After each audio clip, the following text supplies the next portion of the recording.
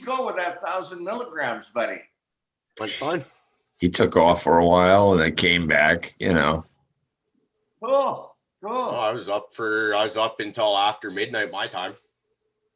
So you think you found your threshold now?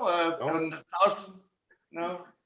No, it didn't even, like, don't get me wrong. I was high off it. Don't get me wrong, but man, I could have fucking kept going and then some. It was 1,000 milligrams ain't shit, man. It's all fucking eat that and I'll keep walking through walls. I love the way you can say that 1,000 milligrams ain't shit. If I take 50, it'll put me on the floor. Yeah, no, it's like, it's, you know, it sounds really cool to fucking say that. But to be honest, my thing is I smoke too much weed. My lungs get sore and feel dried out by the end of the day because I smoke too much. I need to find something that can take away my aches, pains, anxieties, and other symptoms that I have without kicking the shit out of my lungs the way I do.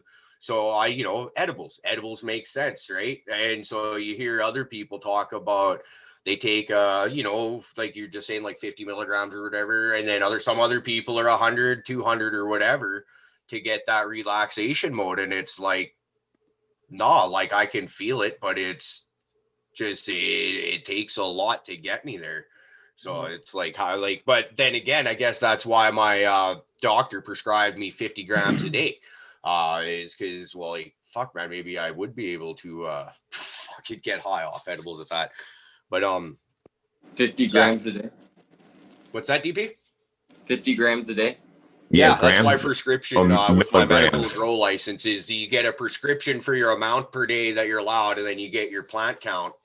And when I first got my medical license, it was 20 grams a day was my prescription. I'm like, that's We talking milligrams or grams? What, say again? Milligrams or grams? We talking about edibles? Grams. We're talking about edibles? Well, we're talking about grams of pot. I can consume 50 Okay, grams of pot per okay, day. all right. However, I was like, your mode of consumption is grams. completely up to you, however you would like to do that. But yeah, when I first started, it was a 20 gram a day prescription. And then it's like, that's a good bit of weed, but it's totally doable if you want. We've all smoked an ounce of weed in a day with our buddies, right? We've been there. It's totally doable. 50 grams a day. That's fucking hard. I don't know if I've done that yet because, like I said, it just kicks the shit out of your lungs. It's like 2 grams. That's like 2 ounces by yourself a day, and then squish that down into fucking edibles or whatever. Like, because you got a ridiculous tolerance, then maybe you can justify it. So, but anyways, one of the things we were wanting to do today is we've had a couple of shit shows, you could say, the last couple ones without really any kind of agenda. And we were hoping to sort of steer it back to a bit of a point of talk on this show. So we got our good buddy, the Weed Wizard, here. He's a medical patient. He uses cannabis for medical purposes, as do a lot of us, for anxieties, arthritis, you name it. So what I would like to do is let's talk about cannabis and how we use it medically, and just roll with it that way. So we'll kick this off. Steve, how the hell you doing, brother? It's been a minute. Hey, I'm doing all right. Yeah, I'm a medical patient down in Pennsylvania. That's the only way that you can really consume legally here. For 20 years, I've had a fucked up back. It was like when I was 18, I was lifting a lawnmower the wrong way, and it just popped herniated a disc. Dealt with that for 20. It was 20 years of that it would be like a week and I'd be down, and they'd always give me pills, and I'd take my pills for a week, and then I'd be back at it. And then eventually one day it just stopped getting better. My back just took a turn that it wasn't coming back from, and it became like an everyday thing. And the decision was, do I go on pills every day, which really isn't a decision to me. Like I'm not looking to have nothing but Percocet in my system for years on end until I become a heroin addict and die. So like I just figured that's not the good path. So yeah, I started using cannabis. I started using it actually in a different injury. I got rear-ended in my car and it messed up my shoulder. It like whiplash, just messed up my back and my upper back. And nothing was working for this nerve pain I was having in my arm until a friend of mine handed me a joint. And I was like, what is this? And it's like I had smoked before, but never for pain relief. And when I made the connection between the two, it just, you know, rocketed my ability to like actually treat what I'm going through. And until a week ago, I could only use THC. I found the first CBD line that works for me. I found it 2 weeks ago, and it's a place in New Jersey. But like, yeah, it's being able to naturally medicate without destroying myself, and for the amount that I need to consume to function, you know. Real quick now, I've heard you say, you know, the CBD always kind of inflamed your neuropathy before, and now you found one that didn't, and that you're very happy about that. Was it a strain? Was it the person growing it? Like, what was the difference in this CBD that is helping you that you haven't found previously? So you're right. I've always talked about how CBD, anytime I used it before a week ago, it would basically feel like someone hooked up a pair of jumper cables between my spine and my big toe, and just this fire down my leg. And I would always be like, okay, I'm gonna try this again, because you know how stupid we are sometimes. It's like, okay, this never works, but I'm gonna try it this time. And my friend handed me, he had a pre-roll that was dipped in wax and some kind of concentrate. And I'm just sitting there smoking it. And after a while, it just, I started to feel that relief without that fire in my leg. And I asked him about it. And I don't know if it's the strain or if it's the grower. What I do know is, of this grower, they have 3 strains right now that they grew last season. The one is called The Wife. Excuse me. It's a little bit more popular strain from what I understand. And then the other 2, I'm not as familiar with, because what he gave me was The Wife. And he said, this is the best I could find, the best genetics I could find, the best and the best like clone that I could find. And of the 3 that we're growing, this is the one that just kind of changed the game for us. So I think it's the cultivar. I'm gonna try his other strains eventually.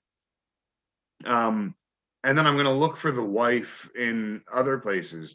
But what's weird is I've had The Wife before, now that I think of it. One of the first cartridges that I bought when I got my medical card was a 10-to-1 The Wife, and same problem with the neuropathy.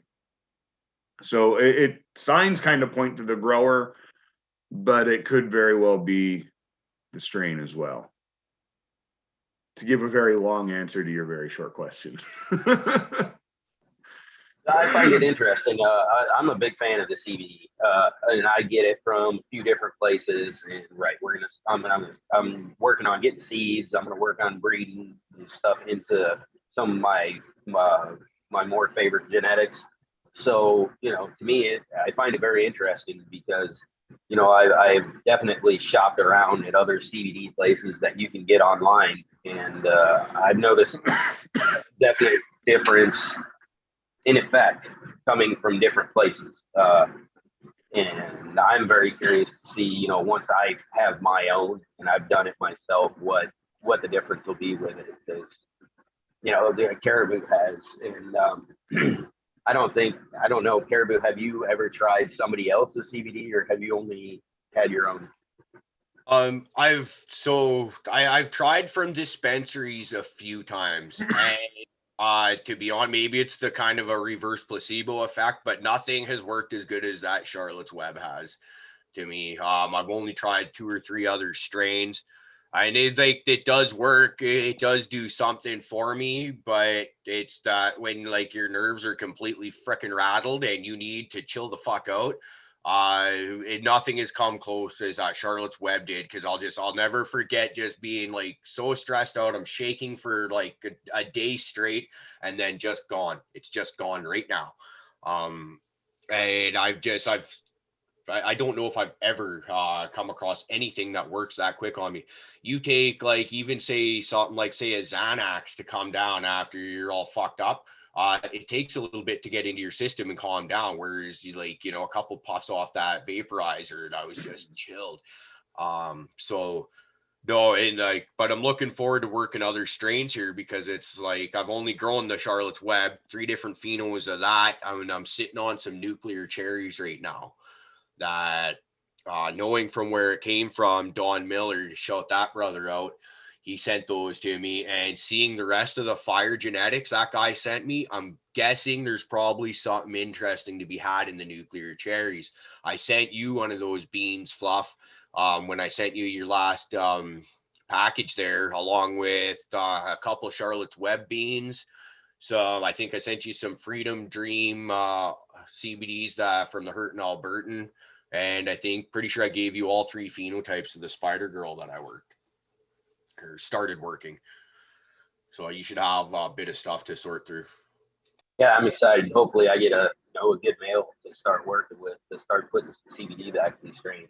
Something, where I can start really nailing something good down for good medicine for me and the people around me. So, and we're going to be currently, me and everybody that I deal with, we're going to be trying Hypes 1-to-1 here soon, or 1-to-1-ish, because I've got the Hash and Got getting ready to come down, and I'm super excited about that. The Hash and Got CBD. So, Dude, that's a beautiful looking plant you got going on there, man. I saw a picture of that yesterday, I think it was. I'm just like, fuck, here comes Fluffy bringing the fire again, man. Like, that's from like caveman days when you used to be able to club your old lady over the head. That's what you wanted, was that Hash and Got right there. Like, come on, we're going back to the cave. Yeah, and I mean, Exactly. that's Great Too bad you analogy, didn't get dude. if you would have got the pink one, that would have been great. I'm hoping mine turns out to be one of the pink ones. I think we do have a pink in there. We have one that, bitch, that's why you don't hover over me, but but I have one that is going pink, or Hype kind of explained it to me. It's not like it's not going to be a crazy pink. You're not just going to say it's a reddish, lightish purple that starts to come in, that when you compare them next to each other, it's definitely pink compared to the purple flower of the other. I'm hoping that when I get to post them, I'll have a good side-by-side for them. That's exciting. When what we noticed when we were cutting it, hi, voice of God here. No, what we noticed was we were cutting it, and when it was growing, I just thought it was just a lighter purple. But when we got to trimming it, and you kind of cut into one of those calyxes, that's when that pink really showed. Is once it got trimmed up and it was sitting in the bag there, is when we really saw like, oh wow, look how pink this is, and then we were able to take pictures and kind of show it off a little bit. Yeah, and I've definitely noticed it. After you told me that, I was looking at my one. I'm like, oh yeah, that's it. I got it. I got the pink one. So hopefully I can get the color to really pop once we're done, and so we can show people. And I did actually have to. I talked to Hike the other day. They're growing so big and thick and dense, and we had a small humidity spike around here that they're so fucking wonderfully thick that I actually ended up catching a little bit of fucking botrytis in one bud and had to clip it off. But it's good to know. I mean, the other one is, they're all in the same spot. They went from a very good environment to a kind of wet environment. I've been doing a little torturing them as well, and I think that's the only problem I've had with it so far. So I think you did a damn good job on those, and I can't wait to try 'em for the beds. Where the hell is Sam with that dab frog when we need it? I appreciate it. I'm looking forward to I just did my own in my head. it. Fuck, dude, you got that cowbell. Who are you picking on? Who's got the cow? Oh, you do got the cowbell, Caribou. It's over there. I can see it. Oh, way over there. Well, it's see. Here's the thing. I got a house. That's full of right. girls. Here it goes out for a bit. Does that mean I got to take another dab? What's up, Steve? I'm glad you joined us. I didn't I realize you were at the wanna- bottom. I'm like, oh, fuck, Steve's here. I don't want to go too crazy on the freaking thing because I got a house full of sleeping girls right now, and I'm likely to get my fucking ass kicked as I drop it on the ground and crash bang. Fucking. Dude, I frantically spent 7 hours yesterday looking for a half a gram of wax, and I have no fucking idea where it is, and it's pissing me off. None. Whole day spent. I've gone through everywhere. And the thing is with wax, I'm real anal about sticking it in the freezer because I know its stability and all that shit, and I like to be able to just take it, crack it, and throw it inside of fucking my saucy thing and go at it from there. After that show we did Friday night, dude, like I said, I got to rewatch it just to see when's the last time I actually loaded the thing, and I was going to do it yesterday, but I didn't get to it because I was still obsessed with searching through the fucking house. I'm like, I only go to 2 fucking rooms. Like, this doesn't make any sense. I was searching like my girl's room, my kid's room, fucking. He even asked my daughter. I was like, "Did you take it just to be a bitch?" And she's like, "No." I was like, "Just say yes so I can be done looking, please." No, I didn't take it. Garbage. Please just tell me. I don't care. I don't care. At this I don't point, care. Somebody just lie to me so I can stop Yeah. looking for Dude, it. I lost $150 once, and I had a bunch of people over, and I could have misplaced it, dropped it. Who the fuck knows? Somebody found it, and I'm like, did anybody find it? Okay, nobody said nothing. I'm frantic around looking around. Finally, after, because like I had these people staying over for a couple of days. Finally, truthfully, I was like, I don't even care anymore. All right, whoever's got it, you got it. Just fucking somebody tell me I'm not losing my goddamn mind, and I did not have this fucking money because I know for a fact I did. Just I don't even care. You got it. I won't even be mad at you. We can still be friends. Just please give my mind a rest because I'm running around in circles in my head like I know I had it. Never got an answer. The best shit would have been if they'd have been like, "Here you go, hand you your $150 back." I was just watching. That would have been sweet. Shit, they could have told me they took it and spent it. I would have been like, oh, fucking thank God. I knew I had it, At that point, I was just like looking for closure, man. And that's where it gets to. It's like, I don't even care anymore. I just want the closure. That's my obsession with mysteries. Like, I just want to know, And now that's a mystery to me. Like, where the fuck did something in my house go where I only go to 2 fucking rooms to use it? It ain't like, a cup of coffee where I can go to any room. It's my fucking wax. I'm either hitting it in front of this fucking computer or I'm hitting it downstairs in my dad's room. It was neither. Or I left it in a freezer. It was neither. That's the places seem to be getting higher there because it started with 2 and then it went to 3. Wait, what did I say? Get him, Wes. Well, okay, when I say 2 rooms, I always forget about my dad's room. But I mean, in all fairness, I only go in there and out to smoke, but he has a smoke shadow, so I don't bring the whole thing with me. I carry it in this. That's the whole point of me not having carry it all, is to put it in there and I can hit it right out of that. I know where this is. I'll tell you where it is. It's hanging out with that sheet of acid that you lost a while back too. Yo, my father said the same thing. All right, that would be great. That'd be a great find. Don't get me wrong, but no, I don't think so. I bet you I found another really good place. I'm about to call the cops on myself and tell them I got this shit so they could find it, because I bet you they'd be able to find it. It's somewhere in the house. Right on. And I just want to make a shout out to all our friends in the house, in the chat house. Great to see y'all. And by the way, Caribou, I think we had a topic today. So where do we stand with that topic today?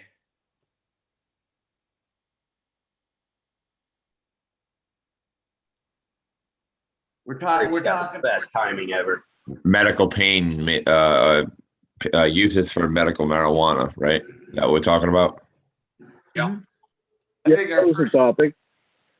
Like I look up from heating up my dab torch and the screen's quiet and everybody seems to be looking at me. I'm just like, We really were.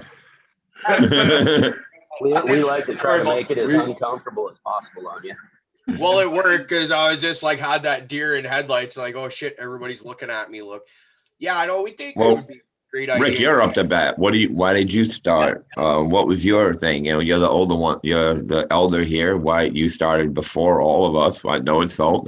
I respect my elders. You know, I take Which, that thank you for being the elder here. I'm used to being the elder, so Yeah, I usually pick on 'em. appreciate someone else jumping in for me. I feel here. bad when I said something and then Steve, fucking the weed wizard told me he was actually my age. I was like,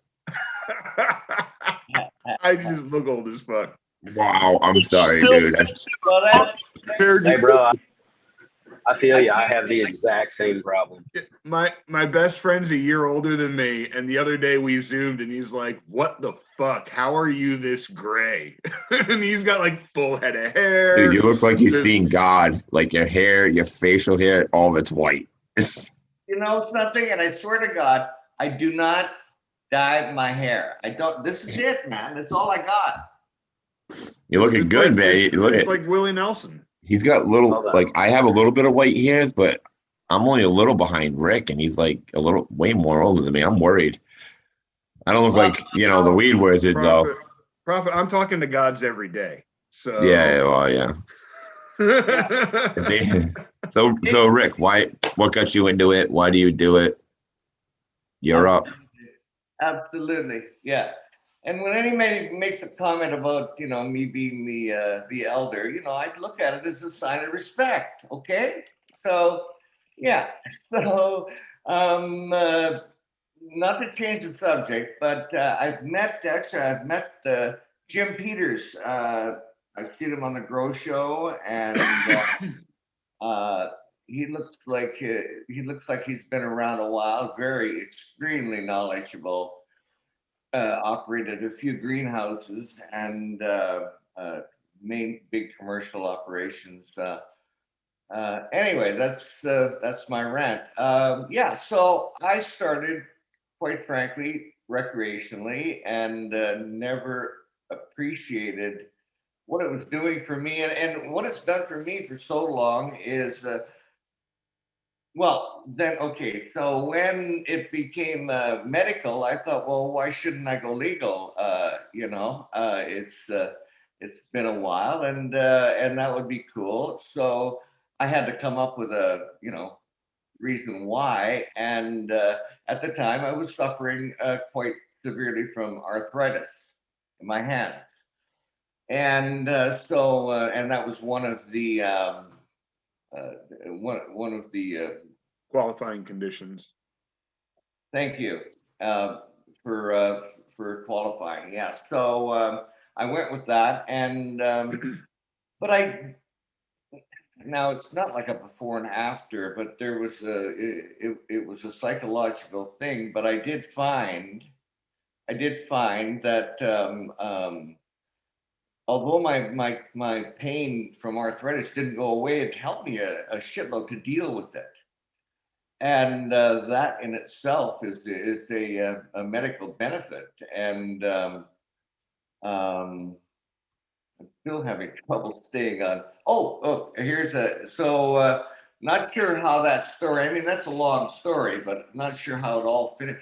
But a little personal thing. I was in trim jail for the last 2 days, and I mean, let's see, 18 to 20 hours. And anyways, I've got the arthritis, so doing this is sucks. That's But, prison, son, not jail. That's prison. but also I've got tendonitis, and that goes into my arm. And this shoulder, I happened to blow the rotator cuff about 1.5 years ago.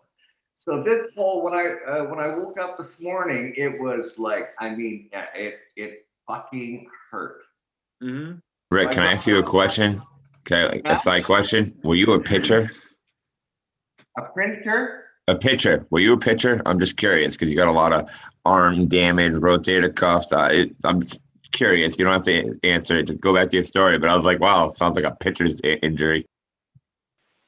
Come on, he's a Canadian. They play hockey. They don't do baseball. Oh, you guys throw your pucks now? Is that That's your cool. curling arm? We do baseball up here, motherfucker. We love our fucking. Yeah, listen, don't you know Caribou's a big fucking baseball fan? Definitely have to Oh come yeah, on the Caribou show. and I talk You be baseball. talking baseball, and that's like a freak thing. Worse than getting Value of medical marijuana. Come on. Yeah, I didn't mean to do this. I'm sorry, man. I was just asking. Stoners.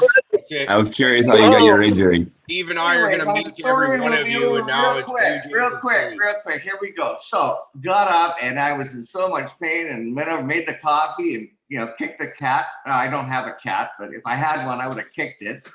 And scratch my balls and get ready for the show. And my fucking arm. I mean, it was just like, oh, do I want to do this, man? Well, I got a joint rolled and consumed 2/3 of that. And I'll tell you, man, it's like one of those revival stories. The pain is fucking gone.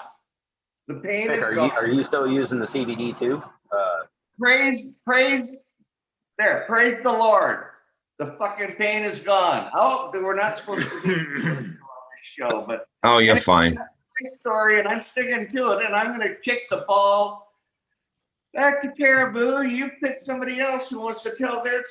I got a question, Rick. So what you're telling me is that you wake up, you kick an imaginary cat, and you scratch your balls before your coffee in the morning. Can't wait to get that age. I didn't hear him say he washed his hands at all.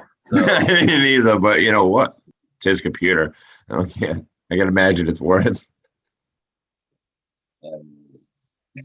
Anyway, but so I getting on the topic, kind of like what Weed was saying.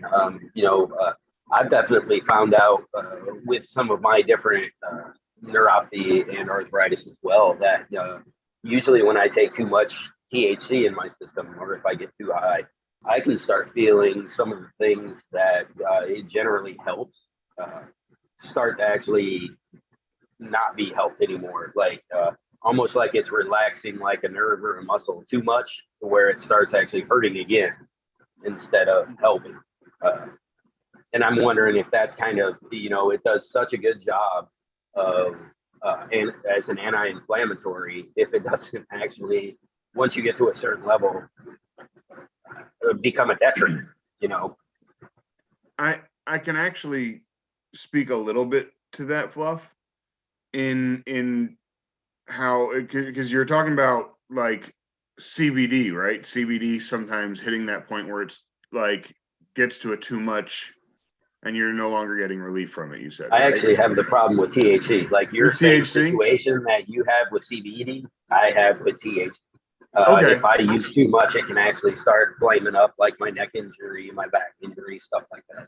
Oh, wow. Yeah. Okay. That's and I'm pretty sure that all of that has to do with the way the THC and CBD binds to the nerves, because they don't bind the same way, right? We have our CB1 and CB2 receptors that basically in our nerves, the THC will bind to the nerve and send messages to your brain and to the pain, doing two different things. One's going to the brain, basically your brain, when you're in pain, two things happen. Your brain gets the message, hey, there's something that hurts, and it hurts right here at this part of my body, right? And so when you use THC, the THC binds to your nerve and then goes and addresses those two issues. And it basically goes and says, yes, the pain is right here, and don't worry, we're on it. Like it basically is like starts running the actual fixing of the pain, actual lessening of it. Your CBD doesn't bind to the nerve. There are no receptors that bind the nerve the same way. It responds to the endocannabinoid system, but not our nervous system, right? So it starts functioning, like you said, it's an anti-inflammatory, and it starts bringing the actual inflammation down rather than handling the pain. It's handling the problem and serving more of a crowd control, telling the rest of your body there's nothing to see here, move along, we're okay. And so when you're having that problem where the THC is binding too much, or it sounds like you basically get to a point where you've overloaded it, and it's like, okay, we've done all we could, we give up, right? But the CBD for you isn't doing that. I had the exact opposite thing. The CBD for me was saying, oh wait, there is a huge problem. It's right here. Check this problem out. Come on, brain, check this. You know what I mean? Whereas it should be saying, there's nothing to see here. Yours is doing the opposite. Your THC, when it sounds like it's just getting oversaturated into the nerve, and that's kind of what you're experiencing there. Yeah, I think that's the big have thing. any oh my bad, Flo. No, go ahead. But Yeah, I was seeing if anybody had any like topical salves, using any type of topical salve or anything like that, because mine isn't necessarily nerve pain. Like I had a real bad tear in my lower back deep muscle tear, and it just never really healed up. It's been 2 years now, and it's just kind of like y'all said, that everyday persistent, just especially when you're working all day. I do know a lot of people that use the ones that I make them, and it's a matter of just, it's like infusing coconut butter, just use shea butter, and it turns it into an instant salve. It's got the consistency and it absorbs into the skin properly, but I've heard a lot of good things from it, from people that, have literally said that they haven't been able to lift their fucking arms over their heads for fucking years. They started using that shit, and now they can move their arms. They're hugging family members. I try to concentrate on a higher CBD strain. Would that help with the inflammation? I've only worked with THC. I'm just learning about this CBD thing. Danicos going by hypothetical that I'm excited about. So. Yeah. But the CBD makes sense. When I was thinking about it before, because about CBD, THC, making CBD like lotions and stuff like that, make them psychoactive so that they get absorbed through the skin. That kind of concentrates more on pain than to hit the head. So theoretically, when I was thinking about it, it seems like CBD would be a better choice, but THC at the time was more readily available to me. So I never got to experiment with it. But when I do, and I could actually get an actual outcome. But yeah, the salves do work. I've even heard of people, I think I mentioned it before, that'll take from their harvest, they'll take all their fucking stems and they'll stick it in isopropyl alcohol bottle and just leave it in there, and then use a cute cotton ball and fucking rub it on the areas that hurt, and that actually takes the pain away too. Okay, I see that Jay Allen in chat was asking, do you decard for a salve? Yeah, I would. If you want to make it psychoactive so that you can get the full effects, I've always decarb. I decarb my material just for like edibles. The salve isn't like going to be right? psychoactive. Why not? It's absorbed through the skin. You're going to tell me if you absorb acid, doesn't it doesn't cross the blood-brain barrier, right? The THC isn't going to be when it absorbs through the skin, it's going into the skin, into the muscle, but it doesn't cross the blood-brain barrier. So you can put on like a patch or a salve and never actually feel. What about a fentanyl patch? You won't feel a high, but it will affect your body. Like you definitely feel like if you were to soak your hand in it would be number in that area. Yeah, it's almost like a topical like numbness that yeah. And it definitely it's not gonna be like you just ate a bunch of No, you ain't gonna get high off it. When I say psychoactive, I just want the acid away, and I want to keep it to the pure CBD. Well, if we're talking about CBD or THC, and to boil away to get away the acid. when I say psychoactive, I'm not saying rub this on you and like fucking, clumsy Smurf, like with the Smurf berries on his nose. You're not all of a sudden going to feel like superhuman and feel great. Like you're not going to get high or anything, but it will relieve the pain. But I haven't tried non-decarboxylated because I've never not decarboxylated my material. Right. So and I that's don't know. the thing is THCA has all of the same medicinal properties as THC. So, and the only reason to decarb is to get the high. The psychoactive effect in THC is the high. So without decarbing it, you should be able to infuse it. Yeah, you should definitely be able to infuse it. I mean, I don't see why not. But like I said, it's a force of habit to decarb. No, so we can do an experiment. We can decarb one. We can not decarb the other. We can find out which one works better. My theory is that if you're gonna, so like when we make our salves, usually it'd be we would decarb it and then throw it in the crock pot with a bunch of coconut oil. Mm-hmm. My theory is it's gonna decarb in the crock pot with that coconut oil anyways. And it will. Usually when we decarb, we think of doing it dry in the oven, right? Like in a jar, on a cookie sheet, whatever your method is.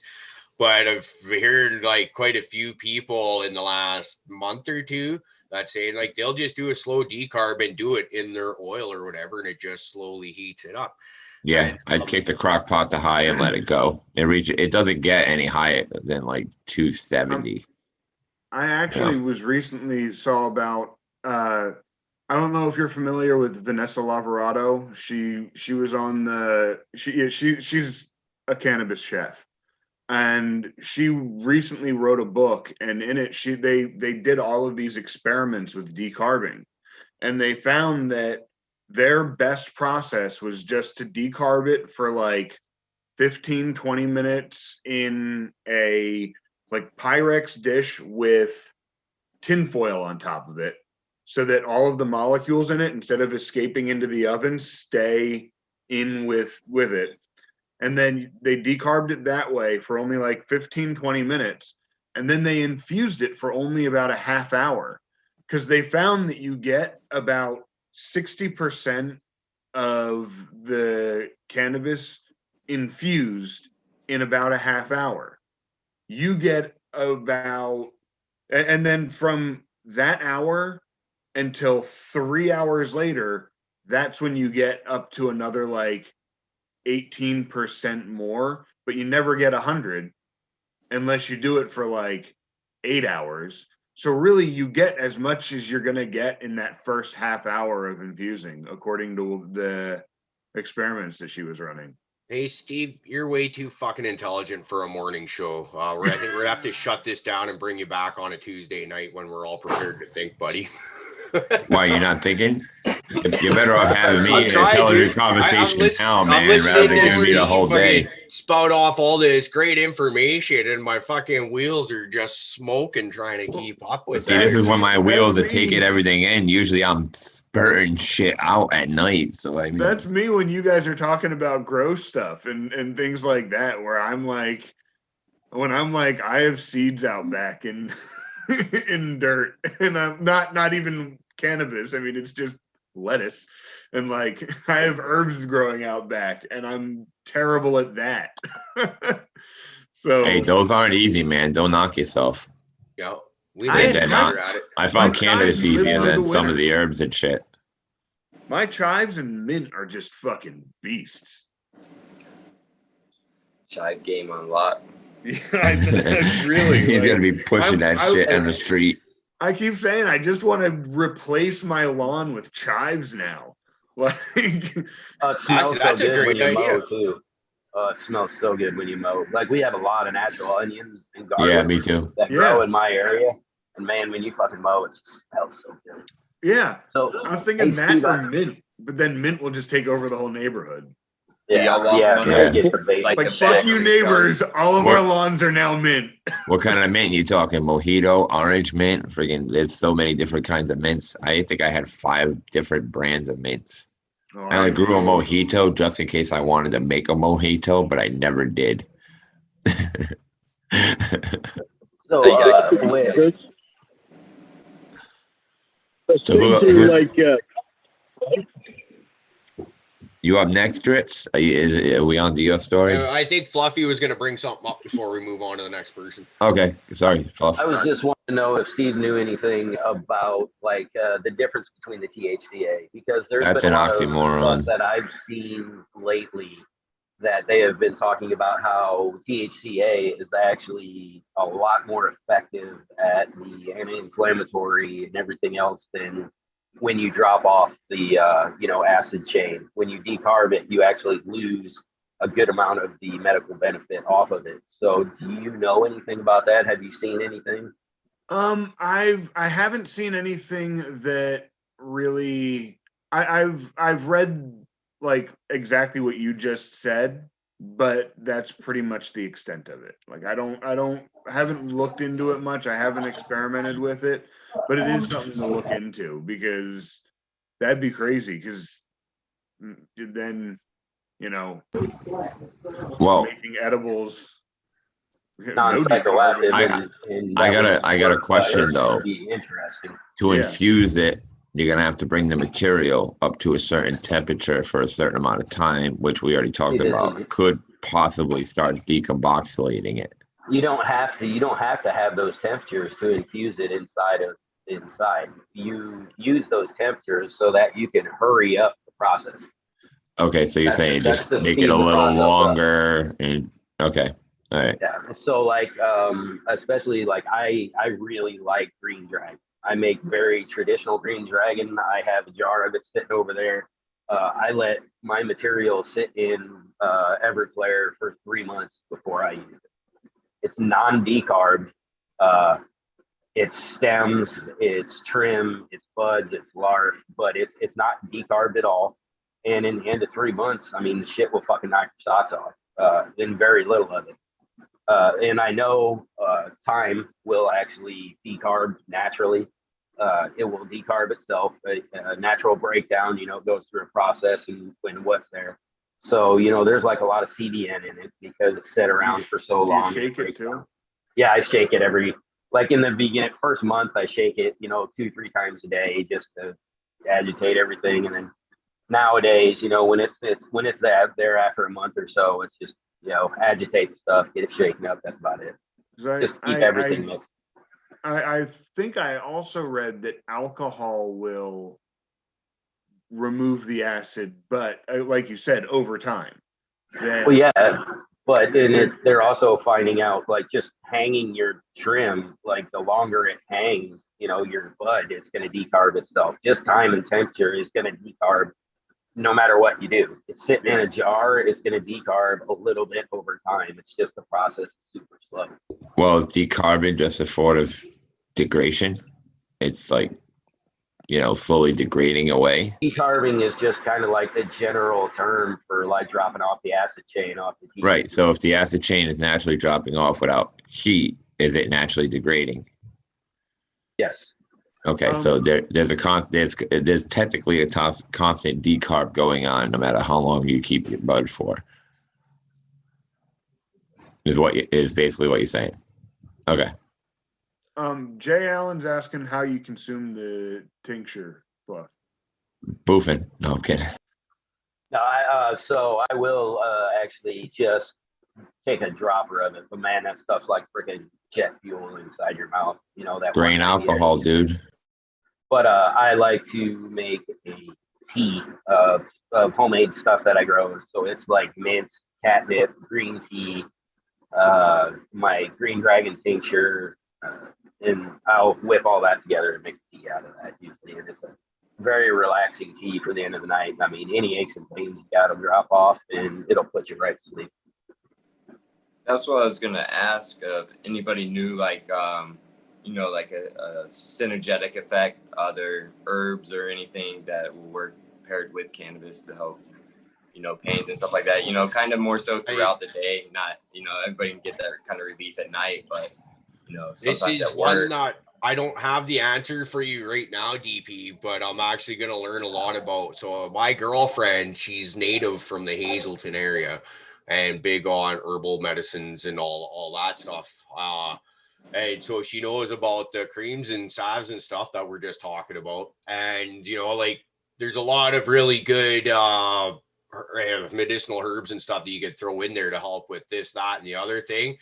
And so we're going to go out in the bush a whole bunch this summer, and she's going to teach me we can pick this to use for this and that to use for that kind of thing. So hopefully by the end of the summer, we can maybe revisit this topic and really get into some good stuff. Yeah.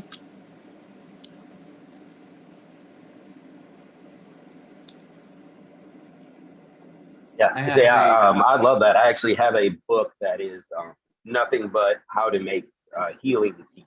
You know, old school, from everything from like what the Japanese and Chinese and Asian cultures used to use, to what the American natives used to use, to what the Inuits up north used to use. So it's got a cool thing, and it talks about foraging for the herbs to find out where to get them, how to identify the proper ones, because there's some stuff that doesn't.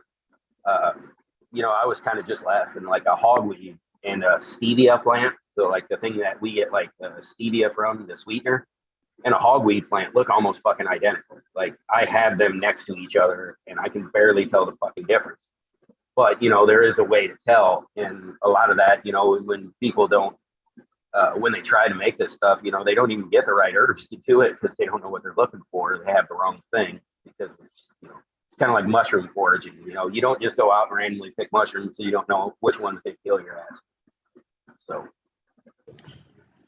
Not only that, but there's also a lot of properties in the roots themselves to a lot of these plants that you guys are talking about. Like a lot of medicinal properties are found in the roots, even in the cannabis plant. Like there's a lot of medicinal properties just in the roots of the cannabis plant.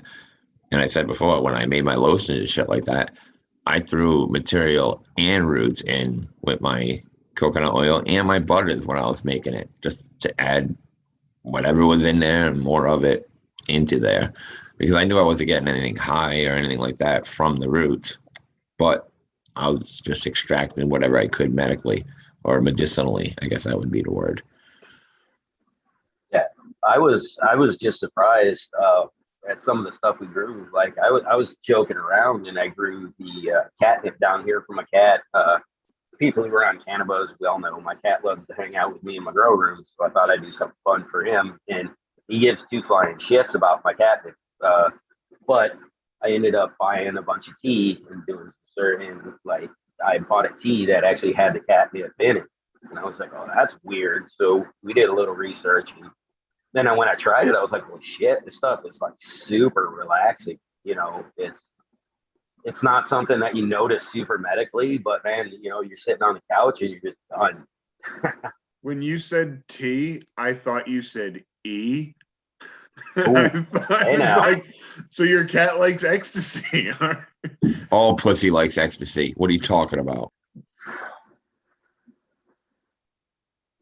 But yeah, so the healing teas and the stuff that you grow, I think that's super cool. And to start adding these things with your cannabis therapy, throw a little CBD along with some of these other things. It's the way the ancient Chinese and shit were making medicine way back in the day. And I think it would be super interesting to start adding this into life more regularly for people. Well, and I think one thing a lot of people don't forget, or maybe never even realize in the first place, a lot of the fucking pills you're getting from the pharmacies and whatnot, those are just synthesized versions of natural products that you're finding out there in the bush or wherever, out in the wild anyways, right? It's so it's I put a lot of credence into this, a lot of this stuff. It doesn't have to be made in a test tube to help keep you healthy and to be counted as medicine. I'm afraid of that medicine the most. Yeah, it scares me. So let's we haven't heard from Driz yet. We tried getting to him. There, Driz. He's up You've next. been around long enough that I'm sure you've been able to use cannabis medicinally. So let's hear your tale of the tape. Okay. Well, the whole thing started just to get high. When I was a kid, Never thought much about medicinal purposes of it.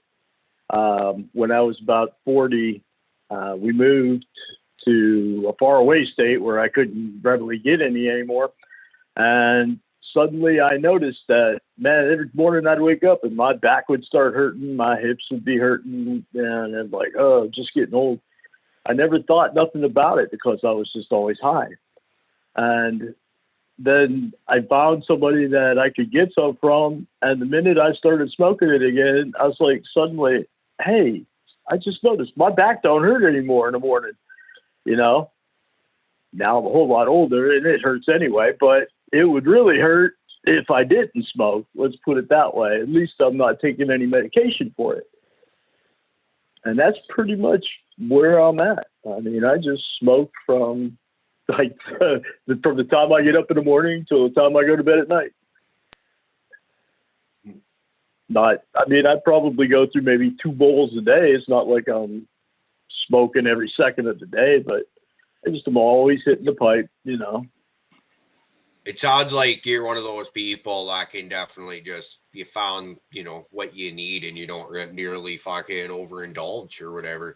That's my personal problem, is that, you know, I dance the fine line between recreational and medicinal. And there'll be times where, like, you know, you got that kink in your back or whatever, and you smoke, say, a joint and a half, and you're just about where you need to be. You're real close, or you found it, but you think you could maybe up it just a notch. And then you smoke that other half joint, and all of a sudden you're a little bit too far gone. But it sounds like you're kind of, you know what you need to get you through your day. You keep your buzz, but you also keep your aches and pains at bay as well. Yeah, basically, I mean, you know, I'm high, but I'm not so loaded I can't function. I work this way, you know, I hold a full-time job and I deal with the public. And it's not like you can tell that I'm stoned, but I'm always high. I'm high from the moment I get up in the morning until the time I go to bed. It's just a constant thing where, you know, I never get over high. The thing that reminds me. Go ahead. Do you find a consumption method that works best for you? Do you just strictly smoke it? Or, I mean, you say edibles, you don't get high, but do you find like physical relief, like discomfort and stuff like that? Or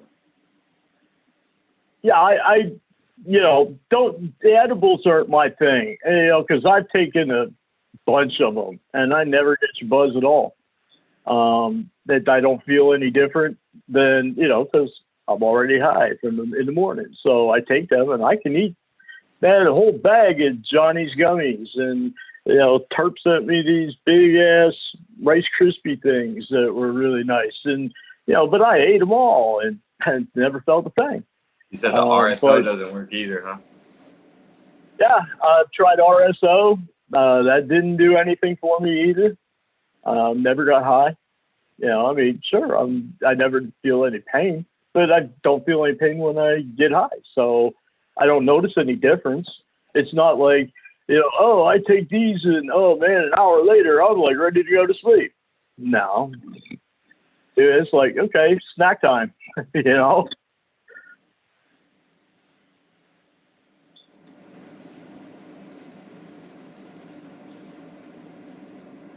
Did you say snack time or nap time?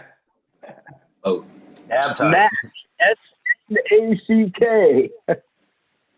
Hey, so could you just give us a little update on your plants there, please? Has it been a week since you took that picture and you said you did some topping to them? And I was curious what strains you have there. Well, the ones on the left, yeah, those ones, that is the shredder, Rusted Jeff Specials. And the ones in the middle are the Lime River Rose by Fumador. And the ones on the right are the Dragon's Flame Genetics Garlic Stash. And according to the profit test, they should all be females, so we're hoping for that. And we're gonna, yeah, I mean, they're looking really nice. It's only week 4. They still got a whole lot of edge to go before I even flip them. So I'm sure they'll be great. How much Hey more? guys, hey, we got some dab frogs in chat. I'm dab. Have you sexed them after they've seeded? So you sexed the seeds, right? Or did you just do the plants? I just did the seeds. Now do the plants afterwards to guarantee the fact that you're still registering what you originally registered. Okay. I'm not I gonna say haven't it's gonna done that yet. change. I'm not gonna say it's gonna change, but just to double check, I do it every now and then. If I know it's not a clone, it's from seed. I'll just, once I get more tops, and it's a bush, I'll double check it just to be sure. I'm not backing out of my what I say and what I stand behind. I get, like, if it's from seed, I'm always kind of worried. Like, there is that one intense chance I could fuck up, but I always double check. Plus, I like to see the pendulum spin. I don't know, shiny. If it was a question of one plant, I wouldn't care. I mean, that would still be a win-win for me. It happens, but if we get all these, we're going to be happy. We're just doing the profit test to see how it's working. So what are you gonna do if all 8 becomes female? Hey, I'm going to do it every single time, brother. You have a convert. Nice.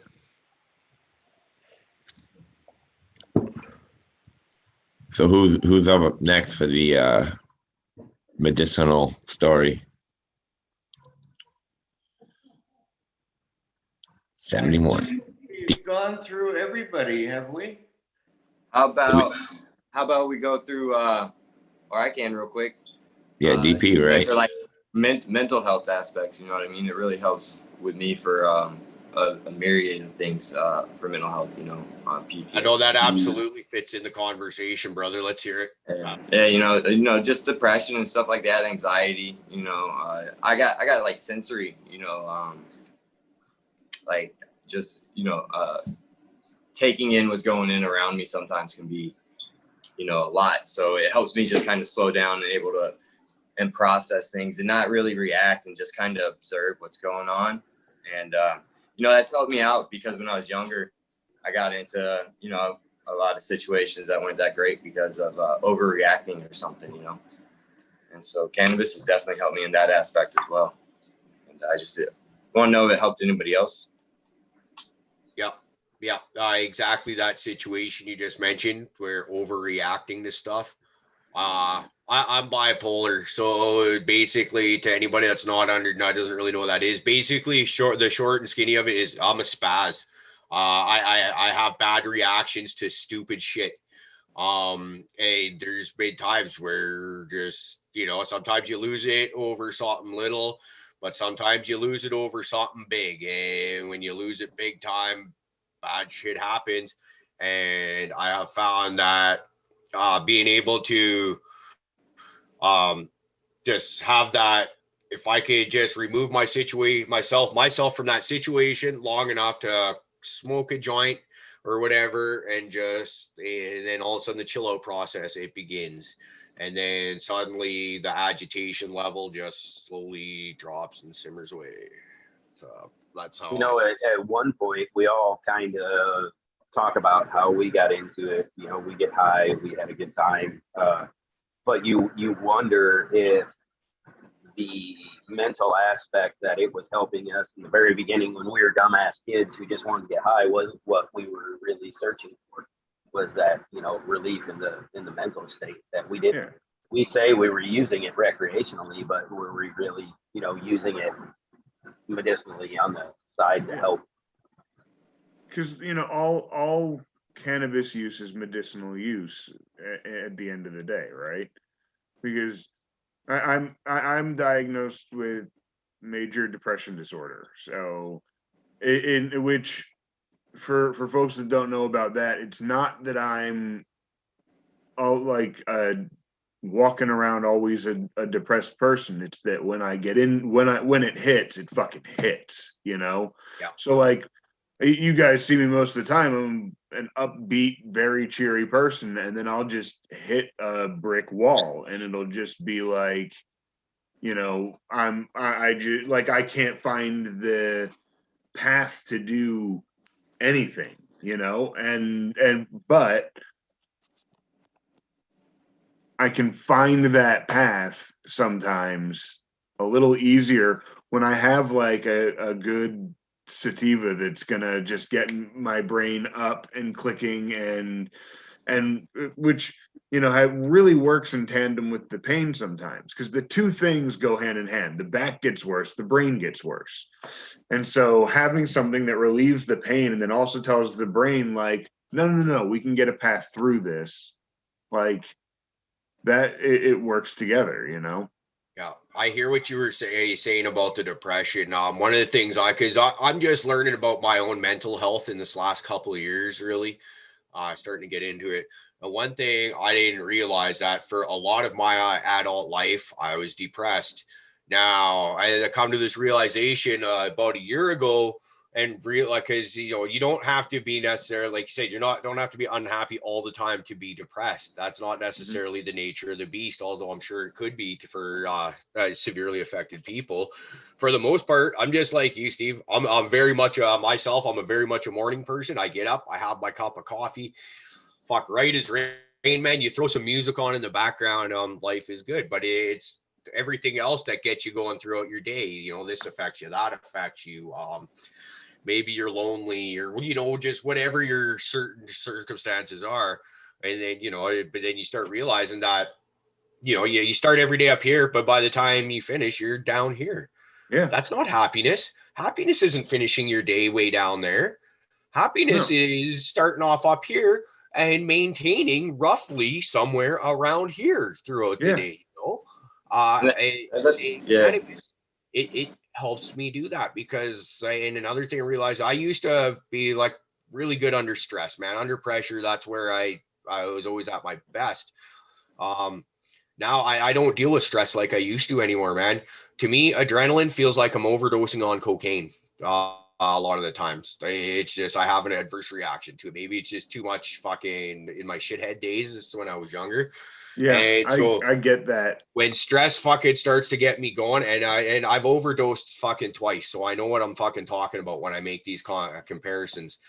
I feel that going, and sometimes I even feel like a bit of a fucking brownout or a blackout's coming on.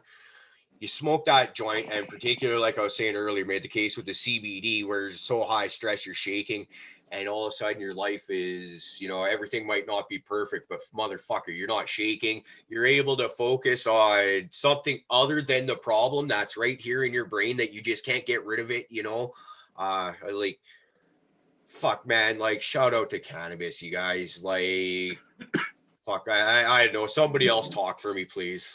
Well, I wanna go back and hit on Fluff's point of like how when we were all just fucking dumb kids being dumb and just smoking weed, like the good that actually did for us. Like I was 19 because I was a huge fucking dare kid, you know. I signed a pledge that I would never do drugs in my life when I was a senior in high school, right? Like I was from like a super conservative, like that was my upbringing, and it was like say no to drugs and like absolutely Nancy Reagan. And so like when I ended up actually like taking first that first hit and like was like, oh my God, I'm a fucking criminal, and like had that panic attack for the entire night. But Isn't like, that crazy though? Like that stigma attached to it though. It's just cannabis, and like that's the culture that a lot of people were brought up in. It's like, holy shit, now you're a dope fiend. You know what I mean? They schedule you as somebody shooting up heroin in the back, stealing all this shit. And all you were trying to do was just get a little head change because what was going on around you probably, And what's so funny about that, DP, is that I needed that fucking head change more than I knew. Like I know now, 20 some years later, that I needed that head change. But like and that's really what I was getting at, is like I was an asshole, and I had huge anger problems. And it was, you know, if it was a little thing that wasn't going my way, that I would just turn on the switch. And I mean, not to say that I'm cured, but I have a handle on it now. And like, I've had a handle on it, a better handle on it, you know, over the past like 10 years. But I was also on Adderall for a lot of those 10 years, which also helped it, you know, because Adderall was like really like slowing things down, helping the focus, stuff like that. And, but then letting cannabis do it really, oh, you know, recognizing how that was in my youth, of how much it changed the way that I looked, not only at situations with my anger, but just looked at other people, and just was able to more and more look at other people as like, Empathize. hey, you're doing your thing and I can do my thing. And I just learned to accept that. What was that, DP? I didn't hear you said. I was saying kind of like empathize more. Like I could put my you know what I mean, my feet in their shoes, and instead of, because I was angry at a lot of people for a long time in my life, and I didn't want to try to find out why they were acting that way. You know what I mean? Yeah. Like, people kind of react to their environment, and so why was their environment so fucked up that they're acting like that? You know what I mean? There are just shitty people out there, but usually it's because of environmental causes or a lot of other things, you know. So and that's where cannabis has helped me and so many other people. Yeah, you're absolutely right. And like my upbringing, my role model growing up, like the number one person you look to growing up was, you know, my dad, who was also a very angry person. And so the way I knew how to deal with things was through anger and temper tantrums. And like, that was how I learned to solve problems. And I really learned that problems were things to be mad at, you know, and like,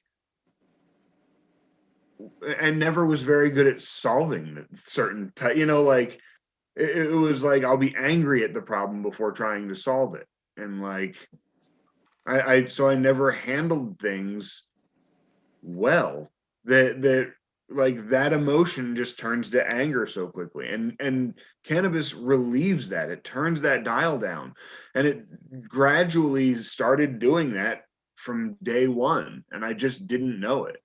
And like DP said, you get that empathy for other people. You get to actually, like, you get to calm that anger down. So when somebody says something that's different from what you're thinking, and they give you that opposing view, instead of flipping to anger, you flip to, where are you coming from?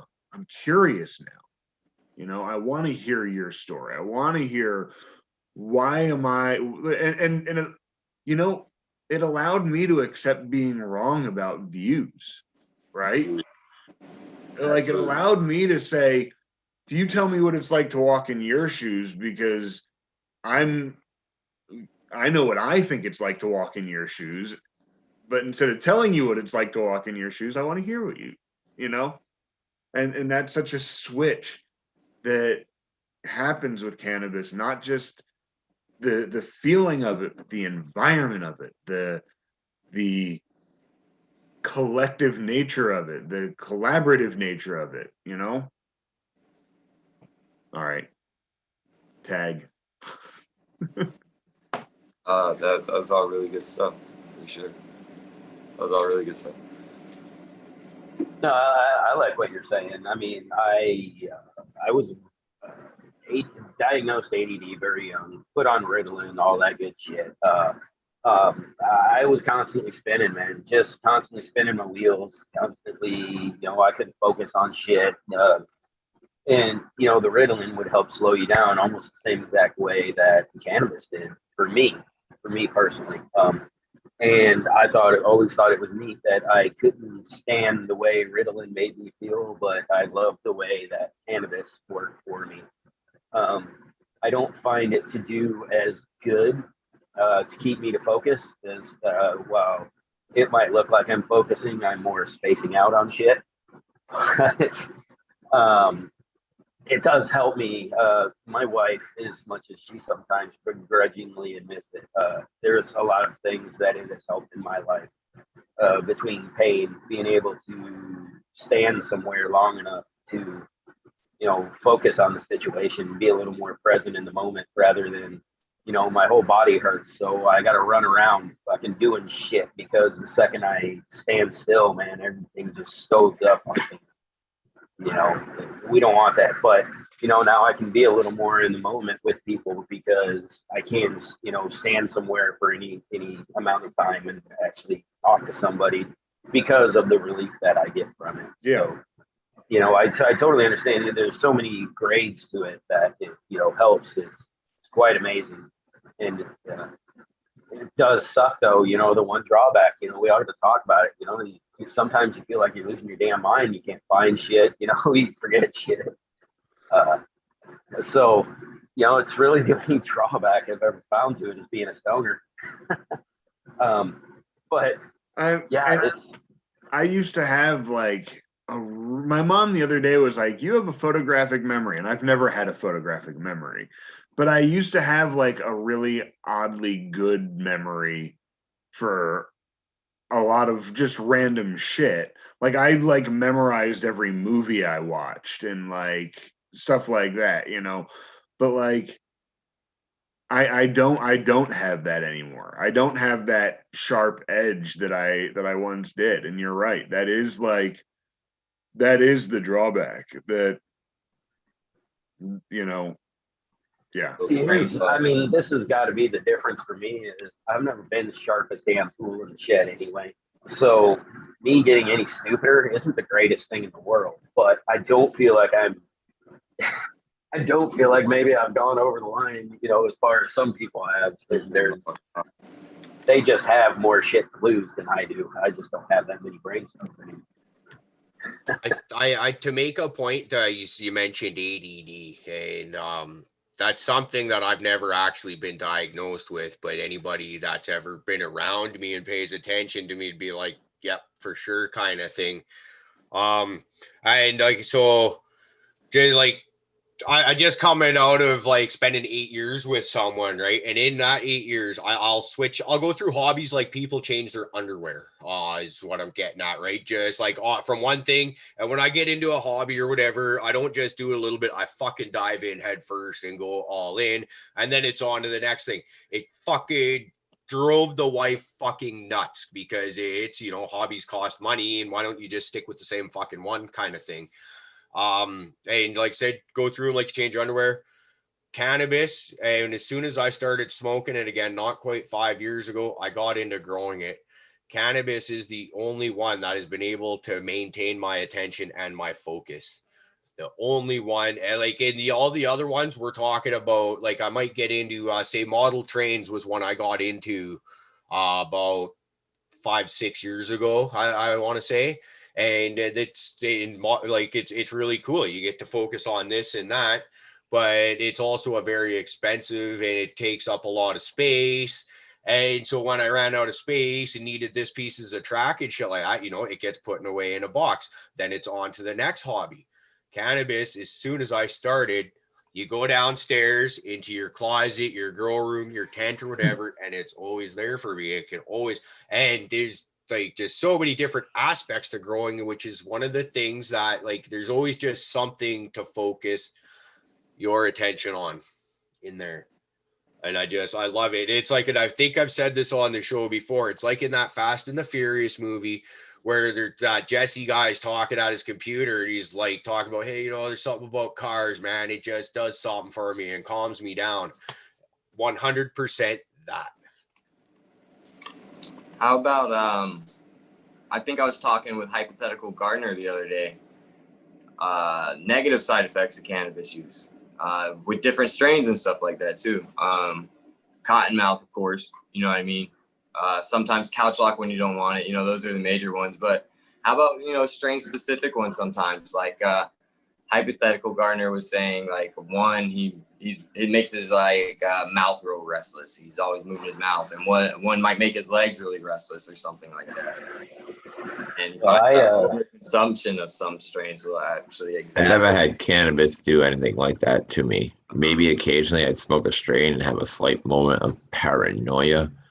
I mean, I've definitely they had like occasionally do. restless leg. You know what I mean? And I only had that on real drugs. So, I mean, whatever restless leg syndrome that would come with cannabis, I wouldn't even notice, to be honest with you.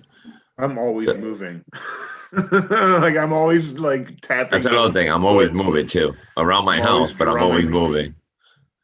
I see one right now that Hype says, and I get this one too. Is teeth clenching constantly.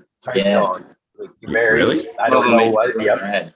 Really clench your teeth? Strains, And I found that strains concentrates, really bad. like with my concentrate sometimes, it can set it off real bad where I'm just in there. Dude, sometimes I get so stoned I forget to eat, never mind clench my teeth. Like I'll be sitting there thinking about wanting to clench my teeth and eat, but I'm like, I don't even want to get up. What the fuck are you talking about? Clenching your teeth? You know, I wish.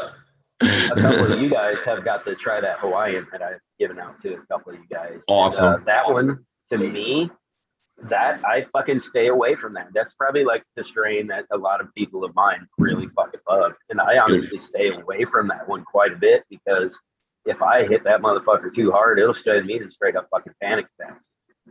They haven't done I've that to actually me. got to be careful with my own. I take a good rip of that and it stops me from spending my mornings in the bathroom throwing up if I catch it early enough. It's a good strain. That's actually how that's my medical story, I guess. It stops me from actually being sick. You know what I'm saying? Which is weird because my whole life I've been trying to get off of drugs that stop me from being sick. So it's now I have to take this one so I can actually eat and not be sick. It's kind of fucked up. Like I don't do it for pain or anything.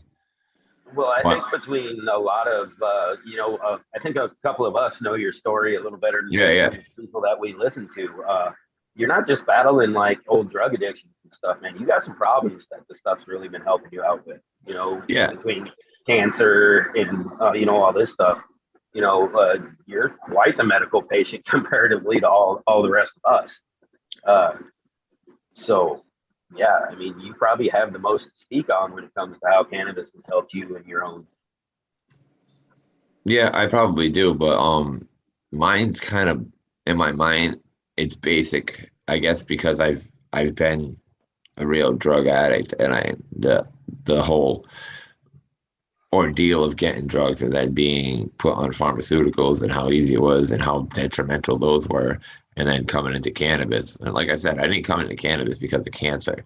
All right. I gave up all drugs after chemo. Like I didn't take any of the pharmaceutical drugs they gave me.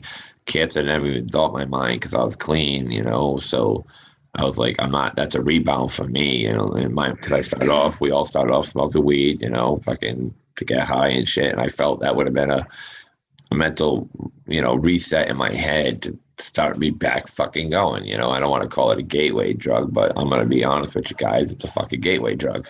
Let's be real here. Okay. When everybody's like, how's this feel? It's like, well, you ever smoked weed? That's how you usually compare every other drug to it. Right. Anybody's ever asked you? So I do in a way consider it a gateway drug as much as I consider cigarettes and alcohol as a gateway drug, but way less destroying and everything else. But at the time of me calling it a gateway drug is because it was illegal and you did get into big trouble for it. So, I mean, that's why I got the name gateway drug. But I started taking it because it was recommended by my friend who already started growing and was telling me about all this stuff. So I started reading.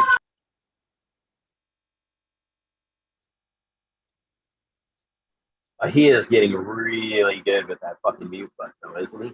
He's But back in the day, Always nice. back in the day, he Always would nice. just let that shit Whatever roll. was just said, we don't know. I was telling my wife to shut the fuck up. That was nice shooting, dude. You like that? I was telling her, and I was like, shut the fuck up. I think she was probably telling you to shut the fuck up. Yeah. But no, basically, before you keep on going, go do you feel like with this gateway drug thing, like I feel like a lot of times I can't tell you how many times I just wanted some weed and I had to go to some areas where I was just offered everything else but weed for the longest time. You know what I mean? Yeah. So much stuff is pushed on upon you before you can even get to the weed, you know? And Well, like, when with the harder drugs, I mean, I think the weed was a hit on it. He ended up being prescribed the pain. Like, I injured my back. The lower lumbar. I got prescribed painkillers. I got put on those for a while. They cut me off those. I started buying oxys off the streets. That was a fucking arm and a leg. They were 50 cents a milligram over here. So an 80 would cost you a 40. I mean, You start building up a tolerance. Now you're at $120 a day for 3 fucking pills. So then heroin becomes cheaper and more readable because people holding on to their scripts, and you know that's it sounds like the gateway was the doctor that prescribed you opiates. I'll say that, but I wasn't resilient. I've done many other drugs prior to the opiate. Okay, like I ate that, then I ate mushrooms, then I ate acid. You see, it was kind of a thing. I'm not blaming weed on it. It was probably my own piss poor choices and what was like DP said, what was accessible to me. Right. And so you want to talk about like gateway. I mean, if anybody's going to say weed was gateway drug, the only way it gatewayed for me was because when it was not available, and it was easier for me to get prescription pills, fucking opiates, for LSD, mushroom. I could get everything easier than I could get weed. See, anything that is promoted, like if weed was promoted very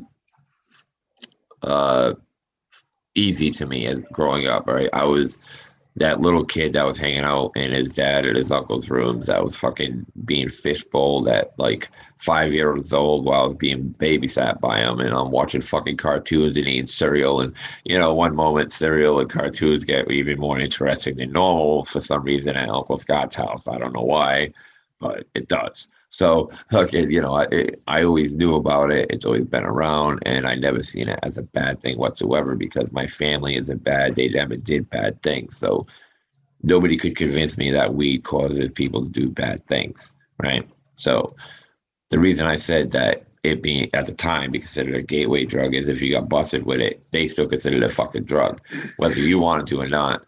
That's what they were labeling it as. You still got in trouble for it.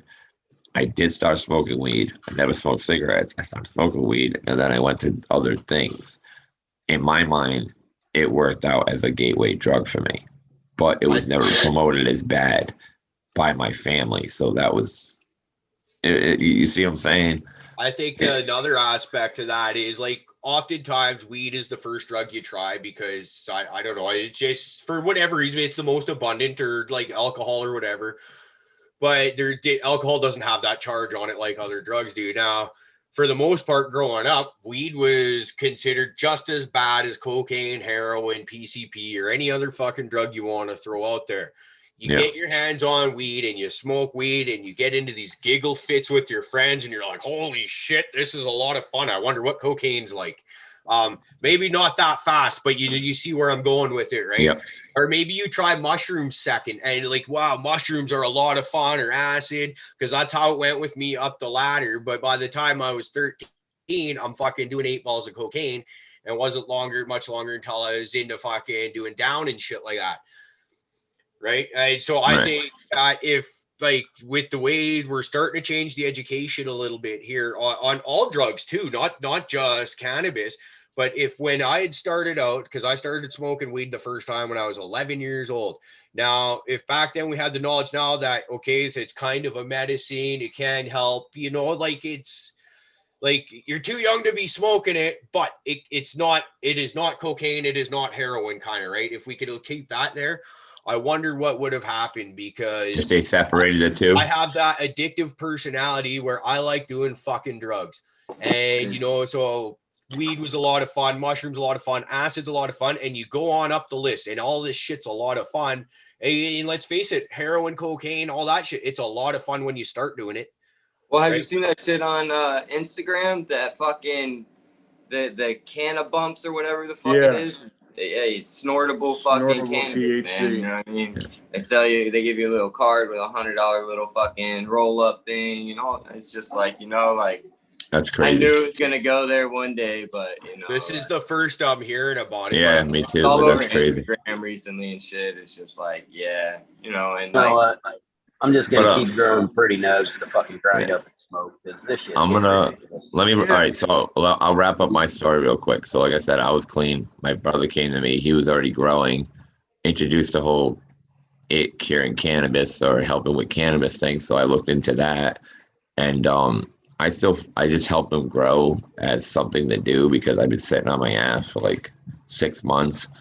So it was cool, and like I was mentioning it during one of our chats on the side that the mental aspects of it helped because the first step to relapse is boredom.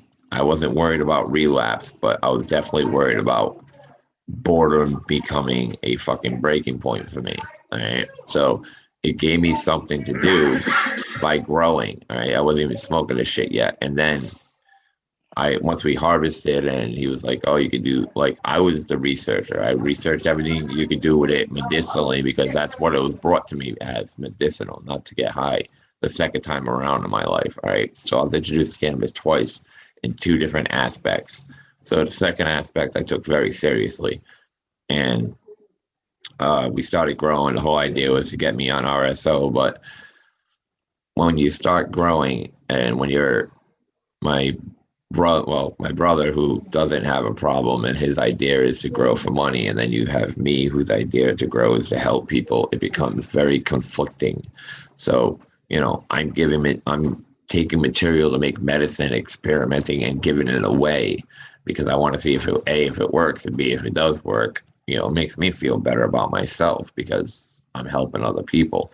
And friggin', that's financially, that doesn't work out too well when you start giving out your shit when you're trying to pay off the fucking bills, So that's how it got brought to me. And believe it or not, I ingest a lot just for the medicinal purposes, and I smoke a lot, but I don't use it for a mental health thing or anything like that. I don't do it in any way to register or to stop pain, which I feel very fortunate about. Okay, guys, I'm not bragging. I feel very fortunate. I can go without weed. I won't be in pain. I can go without weed. I won't have like I might be a little agitated, but I mean, I'm not ballistic or anything like that.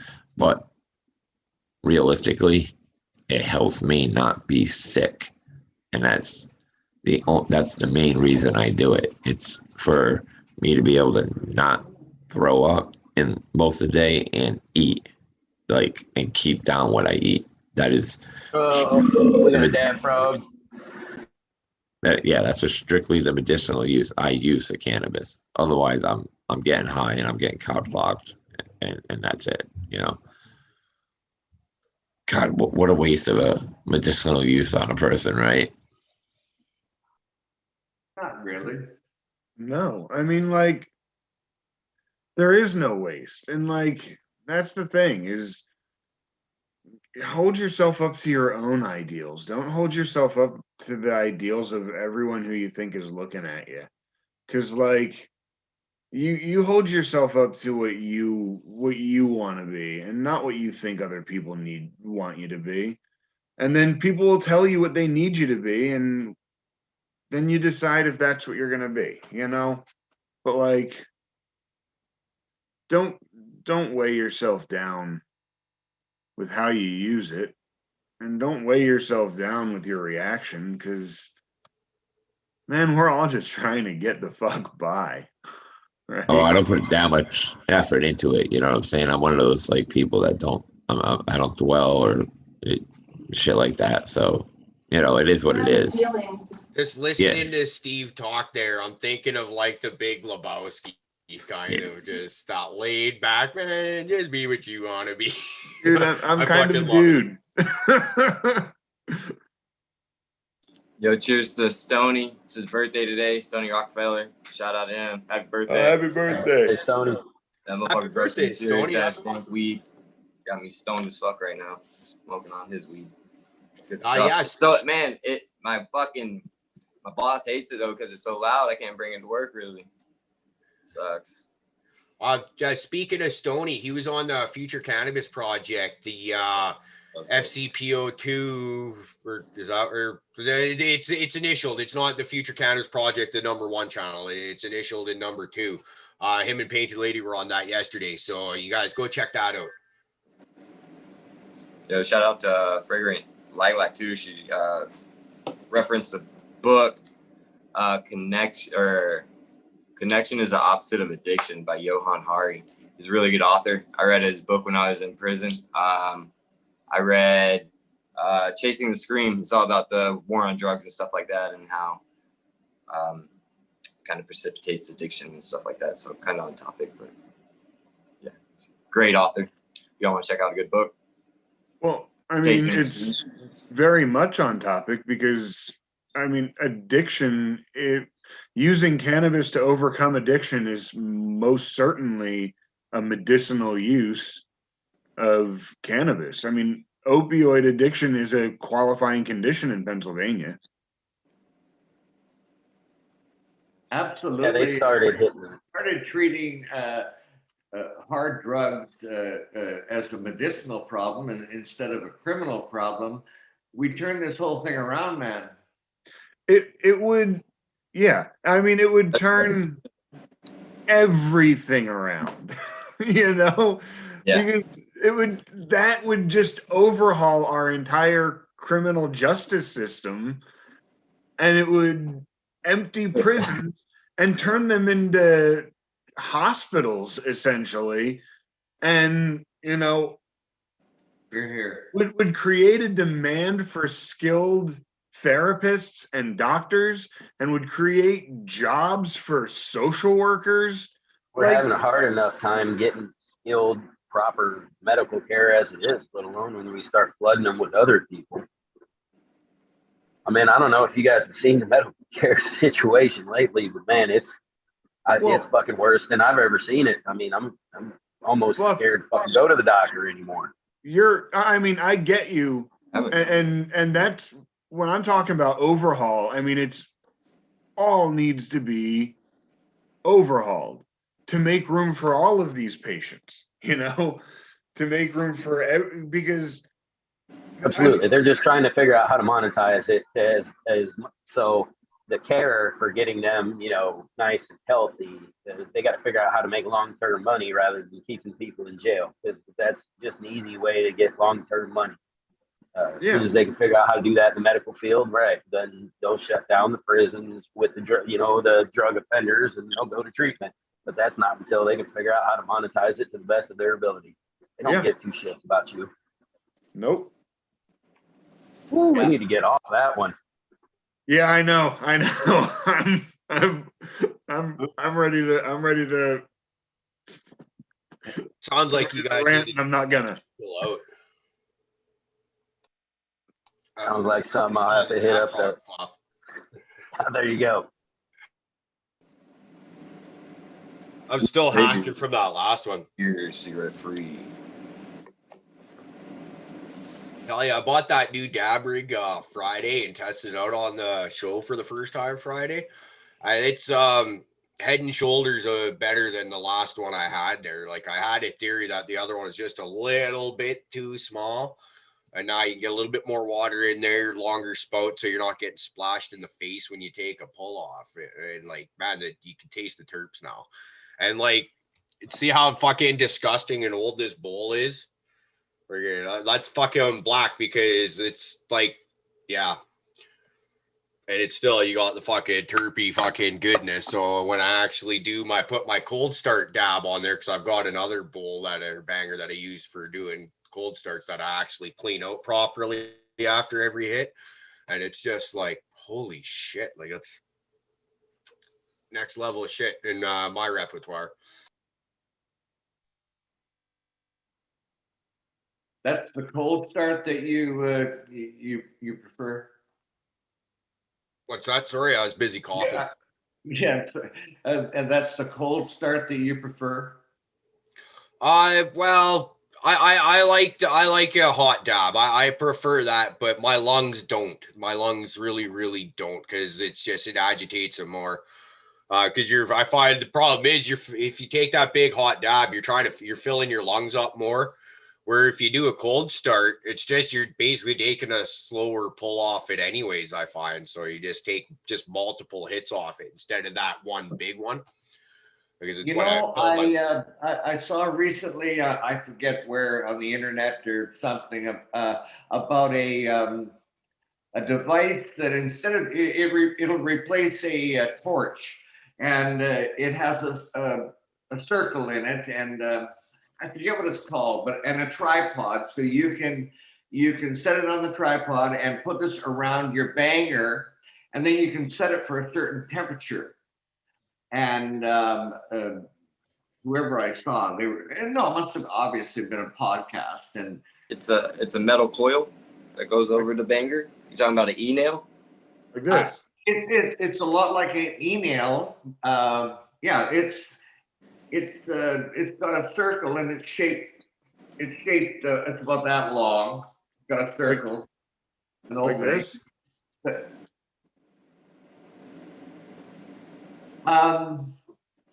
By that look on Rick's face, no. I Well, mean, you- this is So, Steve, you can set that for a certain temperature. yeah. Now it's set. It is not actually this temperature. It's set at 825, and the actual coil is like 840 something. But with I use a heat gun to check it.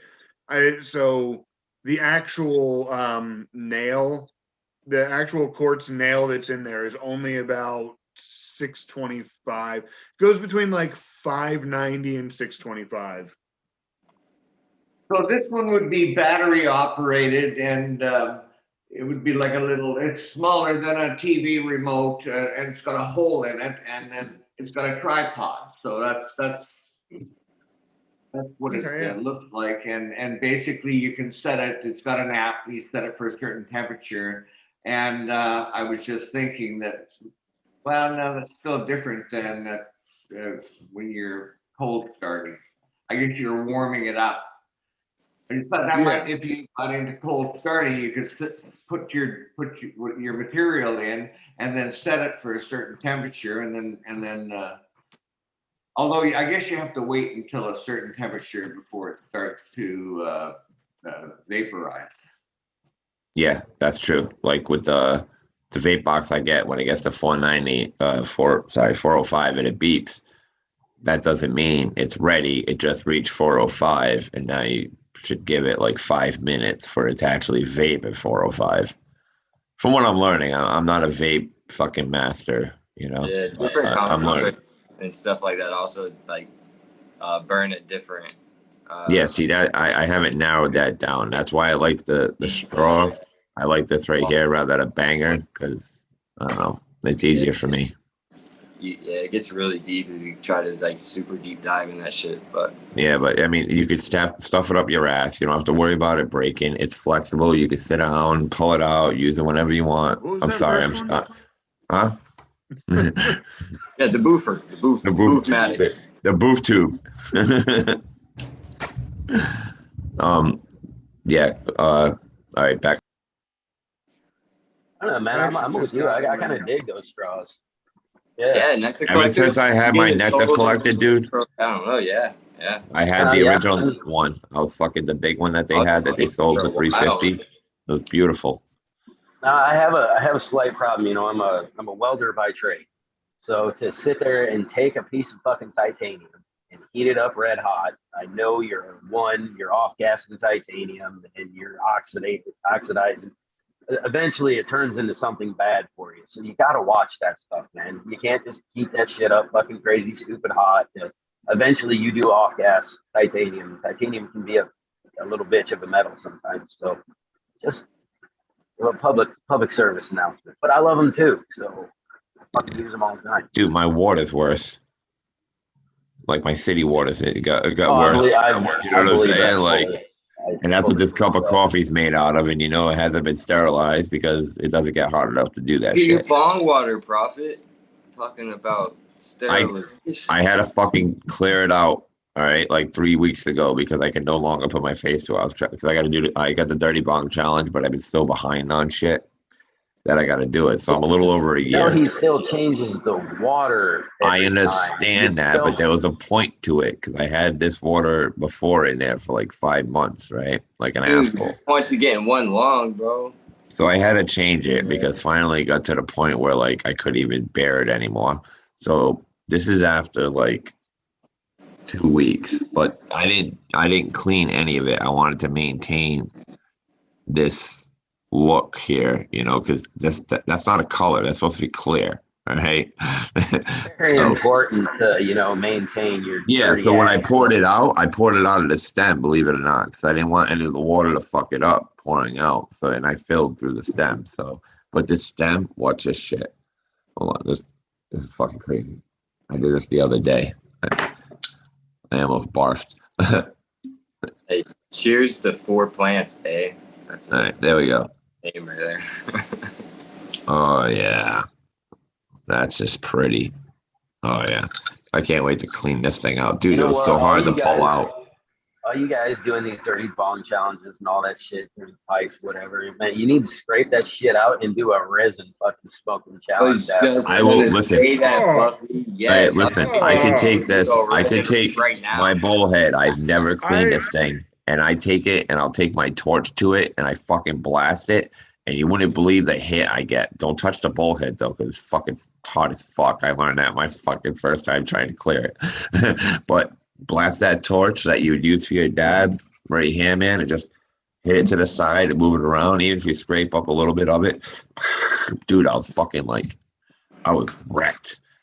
I mean, Next Cannabis challenge, the giant resin ball. I got you. I'll even dry everything I pull out of this out. Can we have bids of if I do a shot of that water, we could add it to Patreon. We'll do the shot glass. So get this much. If somebody wants to bid, I'll move a little higher to a bigger glass until eventually we get to the bong. Well, how much to move it? I'll just put a deposit down right now. What's up?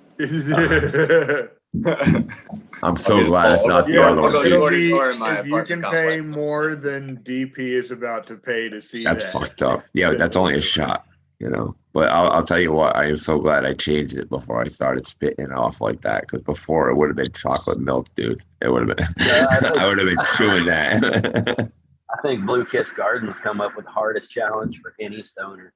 Have a What's keep that? it clean challenge.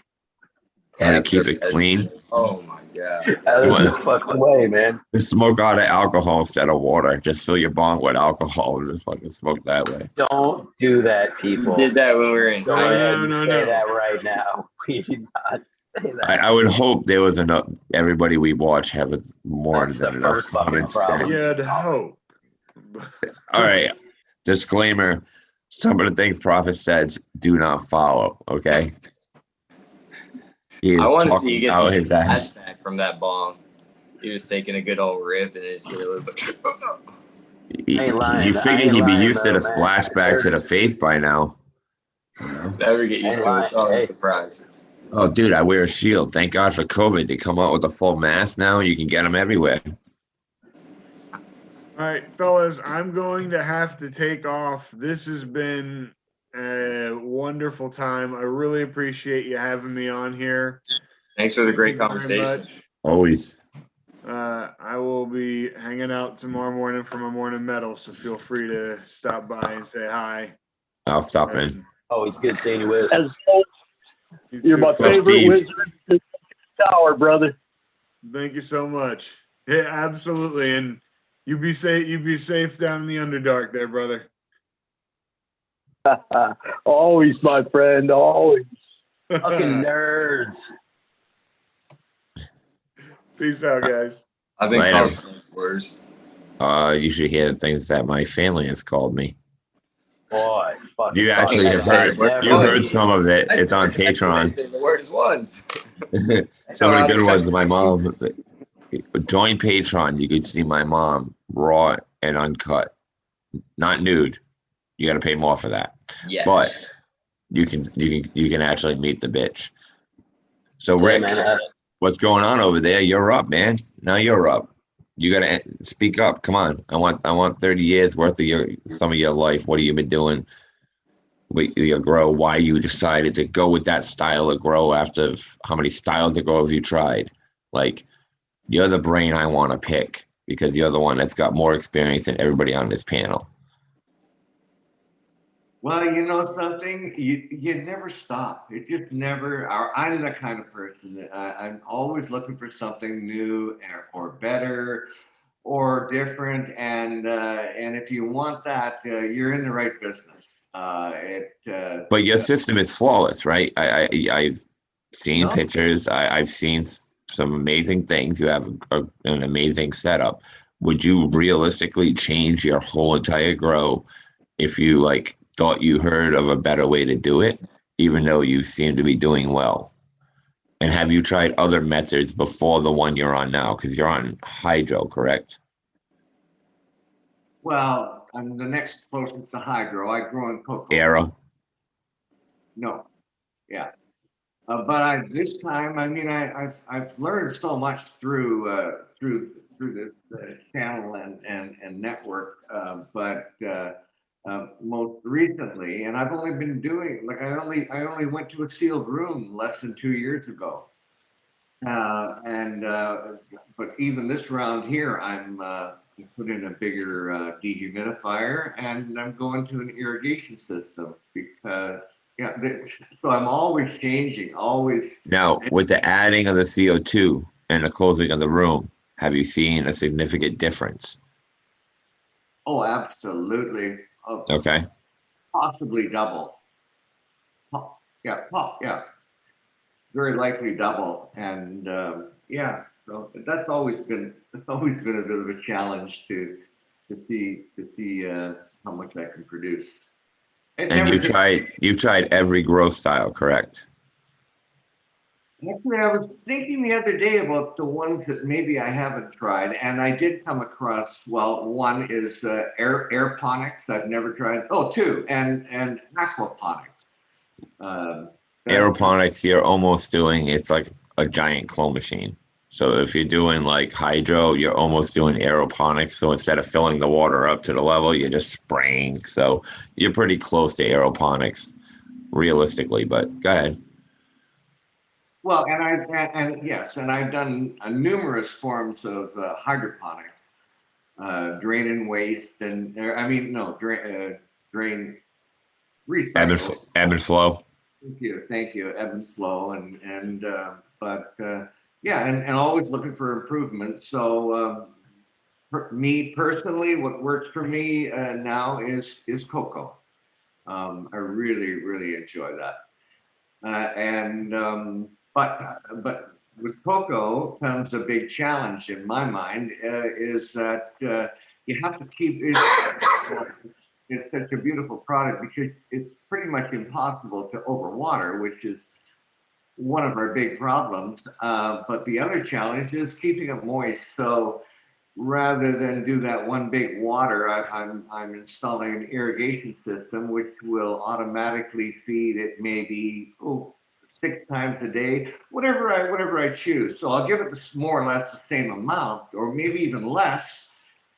Yet I'll feed it like 6 times a day instead of once. And quite frankly, every time you feed it is when the roots take up more nutrients. So I'm giving it the opportunity, the roots, to take up more nutrients 6 times a day instead of once.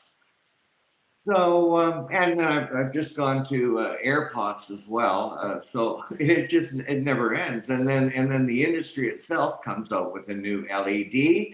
And what are you gonna do? And yeah, so that's kind of that's. But I got a question for you. Like, I was running through a bit of that with my partner. One kept going and going and going, buying new stuff. There has to be a moment when you stop and you say, okay, I got my game down. I don't have to look for anything else new. I don't have to change my room in any way. Are you going to hit that point, or are you going to be constantly looking for new stuff? Well, that's a good question, Croc. Because that's the idea of dialing in your room, is knowing everything that you need and not having to add anything else into your grow. So are you always, if you keep adding new variants into your grow, it's going to change the environment, therefore change your, that ideal situation that we all look for in ourselves to be able to grow.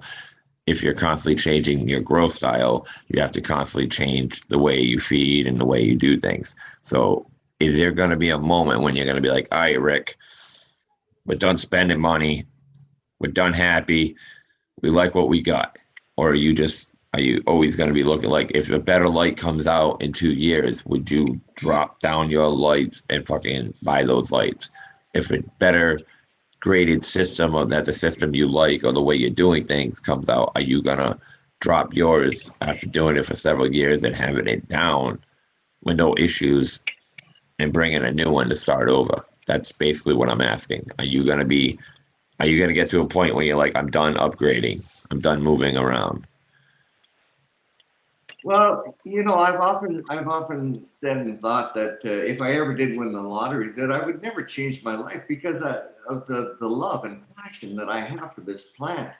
And I suppose it's my nature that makes me want to keep bettering, and so I'm kind of stuck. I'm stuck there, but I guess it's going to stay that way. I'm always going to be trying to make it better. I thought a while ago, if I hit 3 pounds of light, I'm going to be content. But I know goddamn well when it happens, I'll want 3 1/4. It's just my nature. So I've told Caribou ever since I've met him and have known him that when I grow up, I want to be just like him. Which means that I want to get out of, doing what I'm doing and just become a breeder and even a bigger lover of and growing your own seeds, etc. It's a different world that I came from, and it's such a pleasure to meet each and every one of you and all of you in chat, because this is now my goal, my dream, and maybe in a few years. I'll do that. Well, the process in the hobby is different for everybody in a different way. I mean, if you're getting a certain quality out of your plant that you want, and you can hit that on a regular basis, and you know what it takes to get that quality, then sometimes the hobby aspect for other people is just switching shit up in your garden. I can do it this way, but let's go try this now. Let's change this out. Let's see what. Sometimes, changing the factors just to see what happens if you can increase your quality is the hobby for people, whereas they can always hit a base level of what quality they want, so they're not worried about that, so they can play around. And I enjoy taking my stuff outside when I can, and even just my veggie garden, that's the part of the gardening, or the cannabis, I try to do the best I can without changing anything, without spending extra money, without screwing around. So I'm like the exact opposite way. I want to do everything I can on the fucking cheap, on the low, but I want it to come out as absolute best as possible. So that's my hobby in the garden, is I'm always trying to adjust my soil structure and things to get weight, to get my quality seems to. I've got what seems that my quality is going to be what it is. Now it's a matter of seeing if I can continue that quality while upping my weight, getting more out of my plants while not changing a thing in my garden. Whereas, you'd rather see if you can change everything in your garden and get more weight. It's a complete polar opposites the way we do things. And I find that fun to talk to you about it. In that matter. Well, and I appreciate and enjoy all my time with you too, Fluff. I try to incorporate more of your growing style outdoors. I try to achieve what you're achieving indoors by growing outdoors. Where was I going with that? Oh yeah, well basically because of the climate zone that I live in. So I'm really excited about I don't want to change the subject, but getting into autoflowers in a big way and see what I can do outside. I'm scared for myself. I don't want to make Hype's genetics look bad just because I did them. I think you'll get more than you did last time. The best part will be like he's seen pictures of like what Fluffy just pulled off with that hash and got and stuff like that, and so he's like, "Fuck man, these guys are pulling off some monster colas and shit on this stuff." I got a chance. Check it out. Oh, Hey, and I screwed up all of my fucking hashing out. Like I topped one of them like when it started flowering, not like started like pre-flower. Like when it started flowering, I was like, ooh, I'm gonna top this right now. Yeah, so I've got like two really stupid buds that are growing together at the base like this because I topped it at the worst time possible.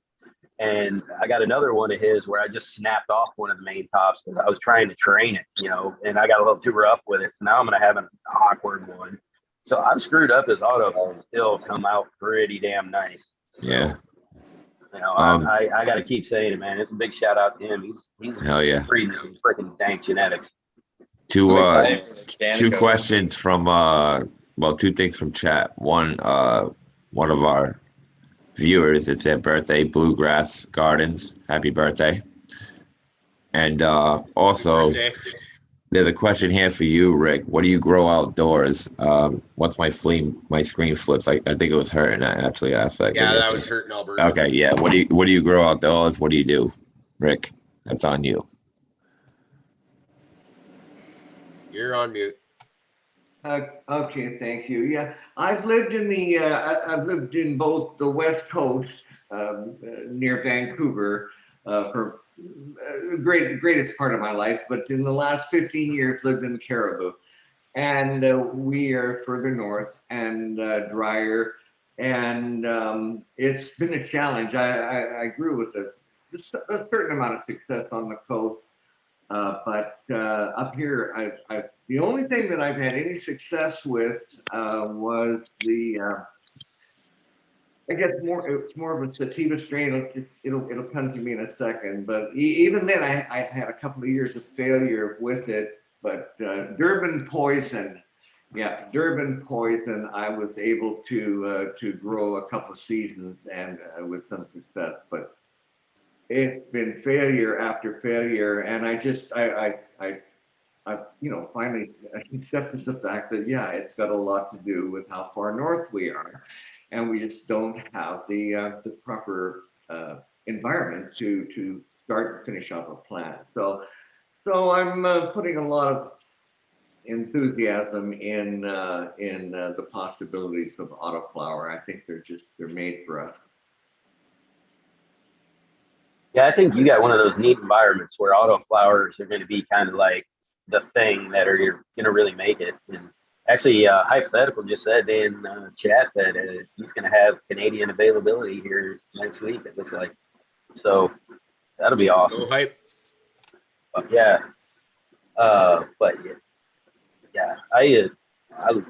I threw one. I think it's interesting. A lot of people take pots and they grow in like a smart pot outside. I don't think I've ever quite understood, unless you want to move your plants around and stuff. I guess I always think, when I want to plant something, or if I want something to grow, I want it where it's at. I don't want to disturb it a bunch. I don't want to fuck with it. So, when I plant, I try to plant directly in the ground. So I amend my ground and I do everything throughout the year, because if I'm going to grow it, I'm just going to go ahead and grow it in my veggie garden. You know what I mean? With all the other things that are growing in the environment where it's meant to be grown at. And I take a lot of time and effort to make sure that soil is good and healthy, and I have everything there to grow anything I want. So, I like taking stuff outside and growing right in the ground. But I think more people need to focus on doing stuff like that, not buying all these, pre-bagged soils and stuff. When we can get outside, if we can get out and take care of your actual land, it's going to be way more beneficial to us than just growing in freaking ocean forest in a pot outside. I mean, that doesn't strike me as outdoor. You know what I mean? Yeah, start a worm bin in a compost pile and do yourself a world of wonders. As long as you've got the space to be able to do it in, right? If you're in an apartment, it's a little bit harder to do, but you can still do a worm bin indoors if you're in indoor gardening.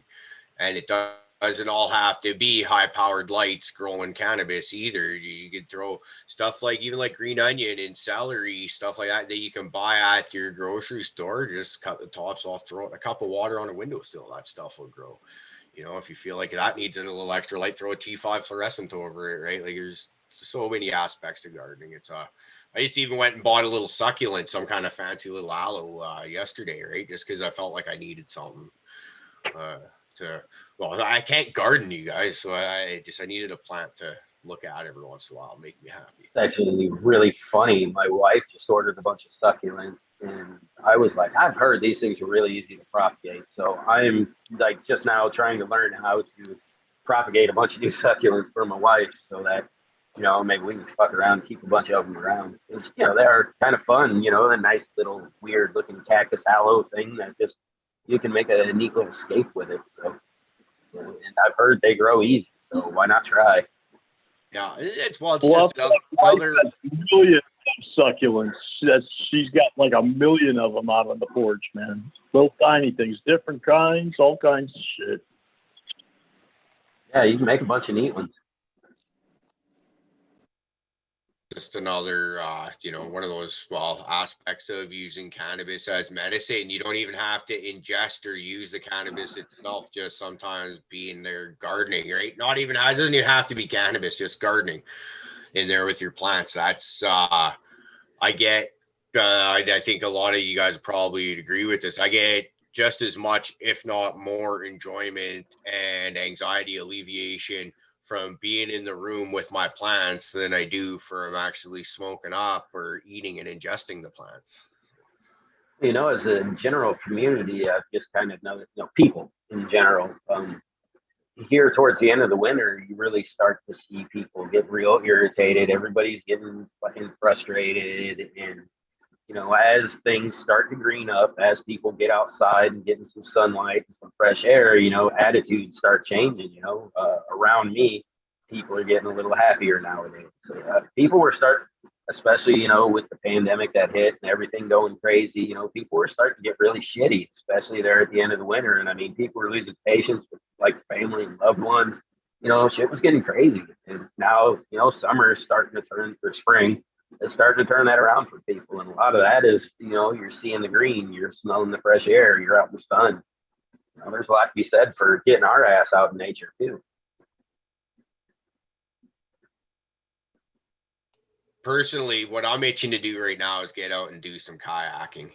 That's a hobby that I never had any intention of getting into kayaking. It was just a few years ago, the wife kind of was like, hey, we should get kayaks. And as soon as she said it, I was like, you know what? Yeah, that does sound interesting. And that's one of my absolute favorite things to do. And like, I'm not like a crazy whitewater kayaker, although I wouldn't mind giving it a shot to some extent. I like, it's a great dope smoking sport. I just go out lazily, paddle around, and fuck it, it's just great relaxation. Bring a fishing rod with you, do some fishing with. I want to we got the Great Lakes right here, Lake Michigan, and I want to get a kayak and go fishing out there in the kayak. I see people doing that. That's pretty gnarly. Big old open water and a little, thing with a big old fishing rod out there catching some big old fish. That'd be pretty gnarly. Yeah, I'm never been able to hook into anything big yet, but there's a couple times where even a fairly small fish will just tug you just right and kind of exercise those core muscles real quick to keep you from going over. It'd be fun. One night we did last summer, the in-laws there, they have a cabin out on Cannon Lake just past Rick's place, about a half hour. And we went out there the one day this summer, and it was just howling wind, and you had like these pretty big swells, like probably 2 feet high or whatever. And me and my son, we took the kayaks out on that, and you paddle like a bastard to get a couple 100 meters up this way, and then you just turn around and let the swells bring you back towards the cabin, and that was fucking a riot.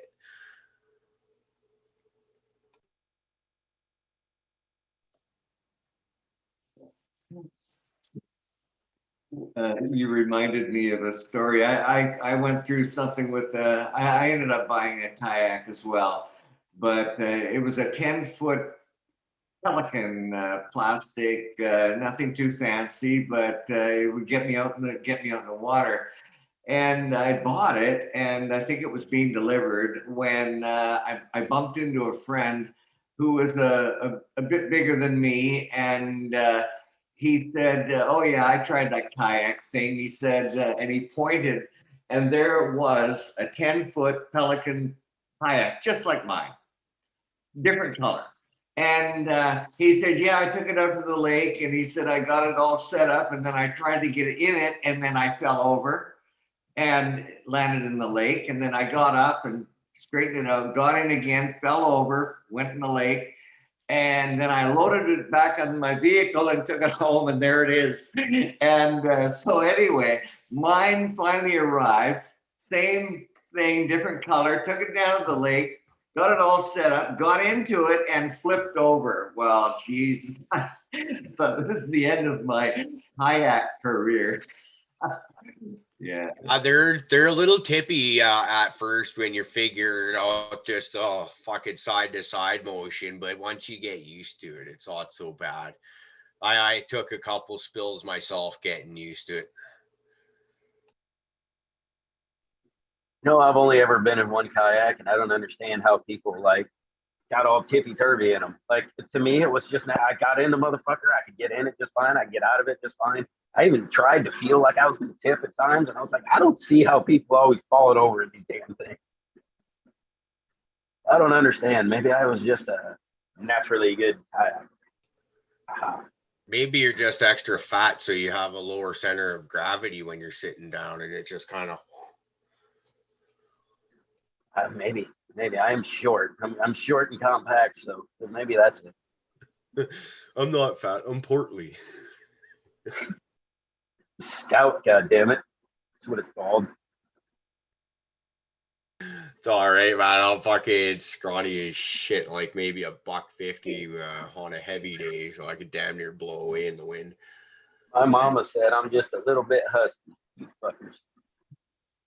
Listen, I gotta go pretty quick here, but before I left, before then, I'd like to say it's been fun this morning, you and in the panel and in chat. But on a more serious note, about a month ago, I heard Hugh Groves mention it on one of his shows, something about a virus, a cannabis virus down in California.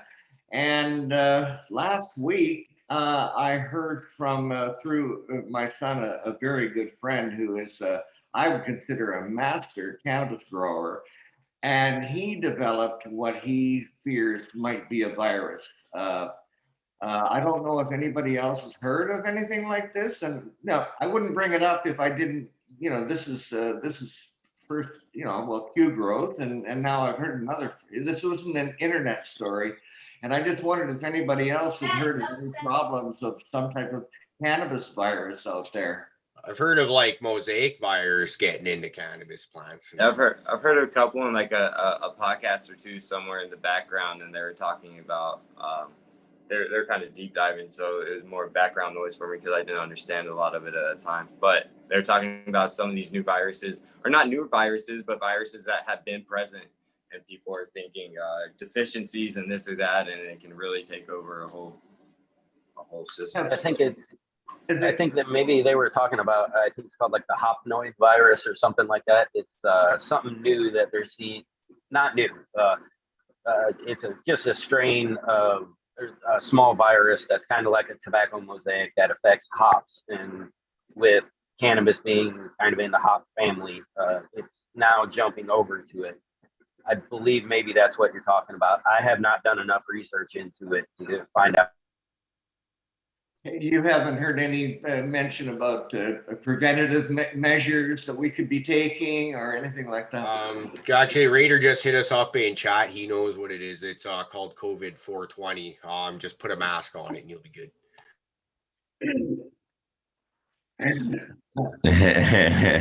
Put a mask on it, keep it 6 feet away from all your other plants, and don't let it outside to socialize with others. See, I can't wait until BC, instead of it being like before Christ, it's going to be known as before COVID, and that's going to be a new timeline. you know. Oh, yeah.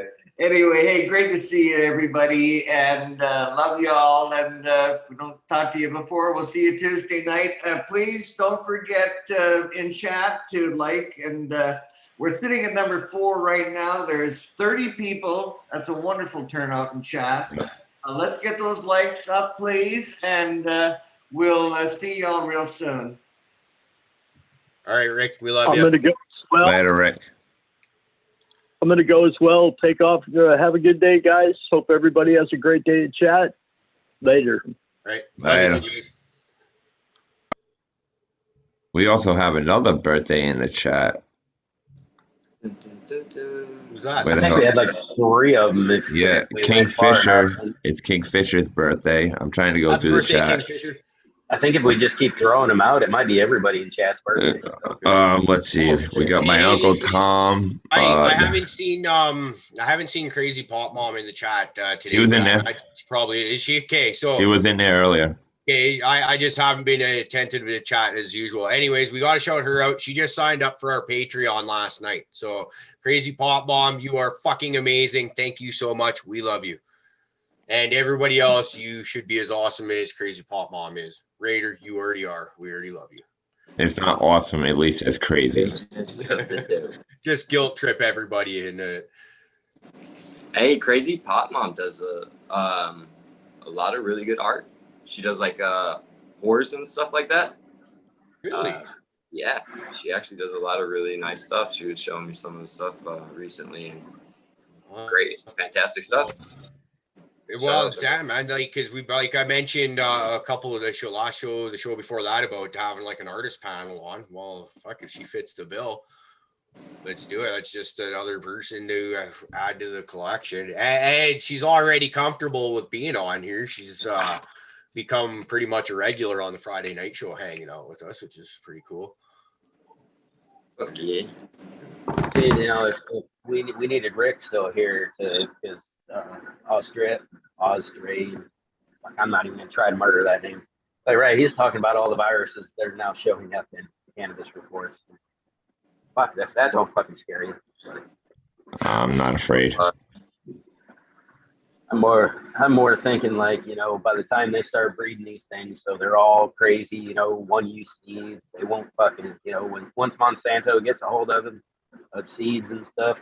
Hold on to your seeds, dude. That's right. why do you think I got mine from fucking 5 years ago still? Shit. And I'm leery about taking new ones, but I will. But here comes my argument. As more we get genetic, the more we infuse these things. It's not just breeders. Now you got big companies getting involved because now it's going to be considered, I hate to say it, could get slid into big pharma corporations where you have $1 million corporations investing in these things. It's only a matter of time before it happens. Monsanto already bought Gavita. There will always be craft cannabis. They already bought Gavita, okay, and they already bought fucking General Hydroponics, Monsanto's.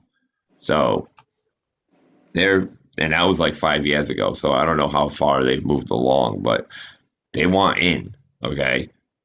Just saying, they want in. What they'll end up doing is they'll figure out somehow to make it so that like clones aren't viable or some weird shit once they fucking get so that it's like all your seeds are like a one and done kind of thing, or they're all feminized so you can't propagate them again. Just weird shit like that. Which is one of the reasons I got into breeding on my own. But also, like, another reason is just seeds are so expensive, and it just makes sense. You take plant A, take plant B, put them together. All of a sudden, you got thousands of seeds for the price of 2 packs, kind of thing. But the other thing is like, because genetics are going to be, I think, so like, you give it another 30 years from now, and I think genetics are going to be like trademark and you're going to have to pay for the rights and shit like that because of big companies getting in, and that's just where it's going to end up going. Kind of like how we hear about how Monsanto will fucking end up like their crops can like I've heard, and I'm not a farmer, but like pollinate the crop across the street shit, and then all of a sudden you're growing Monsanto's crop, and they'll come in and fucking sue you for fucking growing their shit because you didn't fucking pay for their beans or whatever.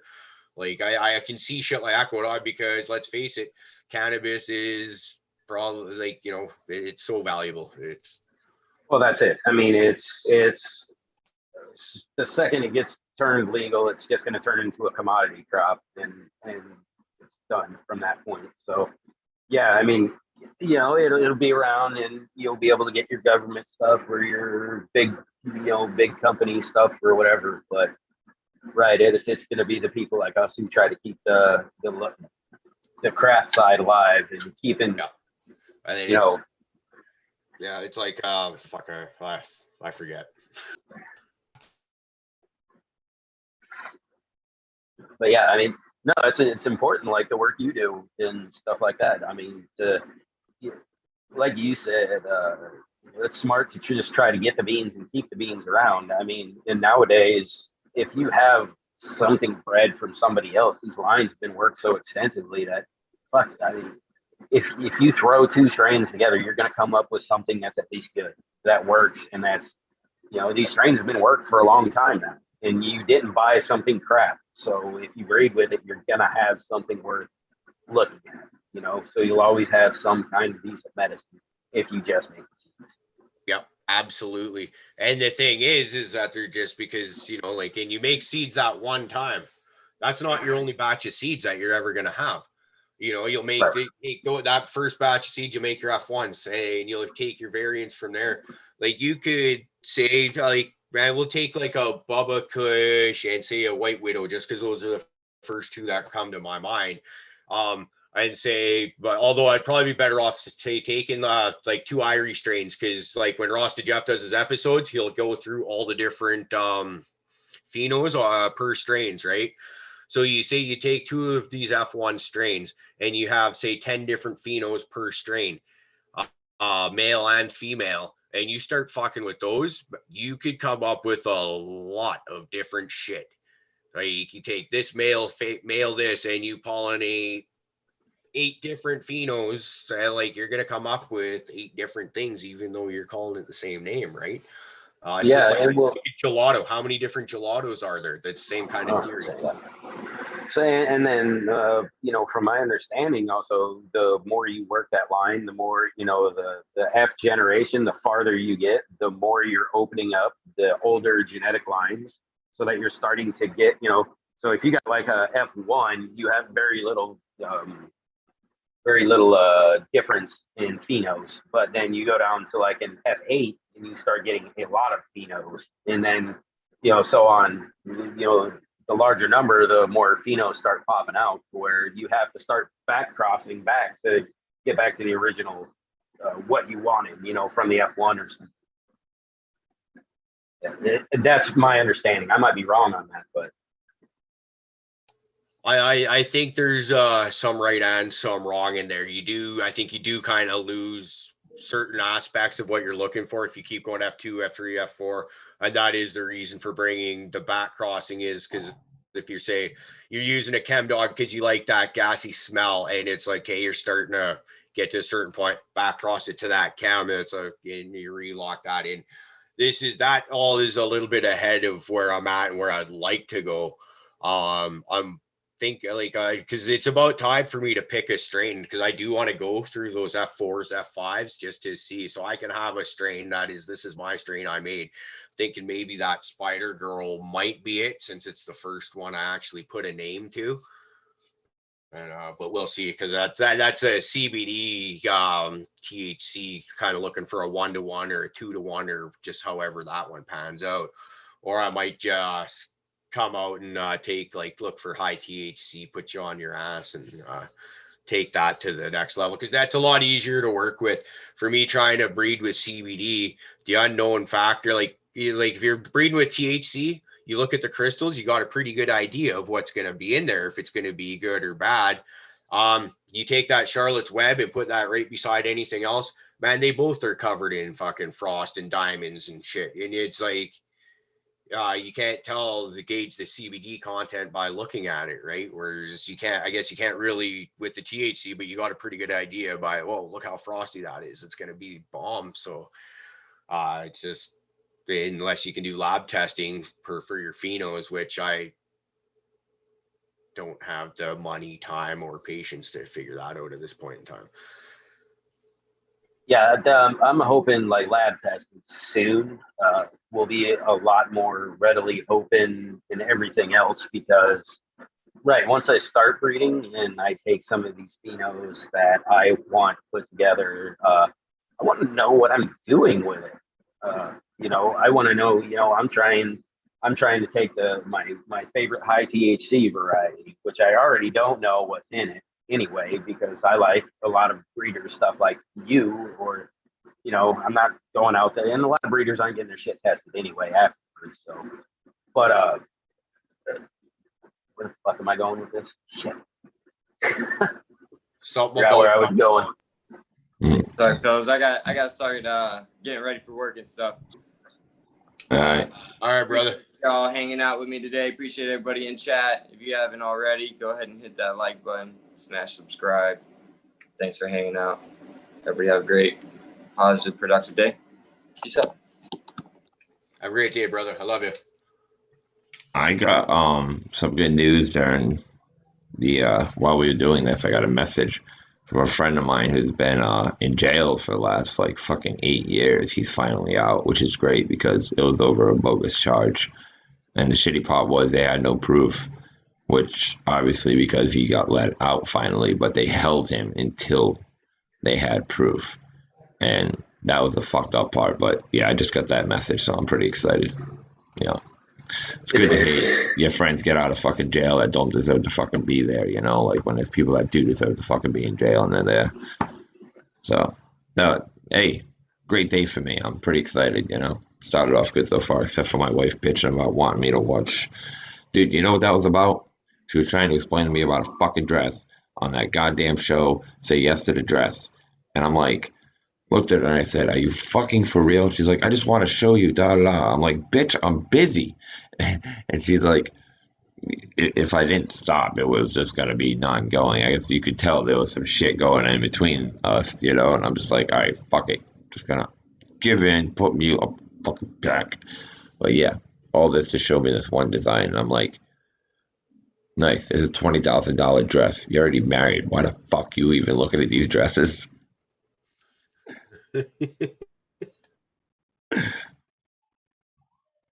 That's great. But dude, if she was like in the middle, like one of her like, it's because we're all friends and we're doing, what we're doing. But God forbid, like, if she was talking, say, like her therapist or something on Zoom, and I came in and I asked her a ridiculous question, or come to look at something as stupid as that. That's like me asking her to come downstairs and look at this plant and how it's growing. You know what I'm saying? Like, she don't give a fuck. But that's like me doing that, dragging her away from that to go do that. And I'm like, I fucking hate this show. I tell you this every time. Why do I care? And she's like, I just thought you would like to see it. And I was like, you just woke up. You're in a dreamland right now, baby. I'm not the dream prophet. I'm the real prophet. I don't fucking care.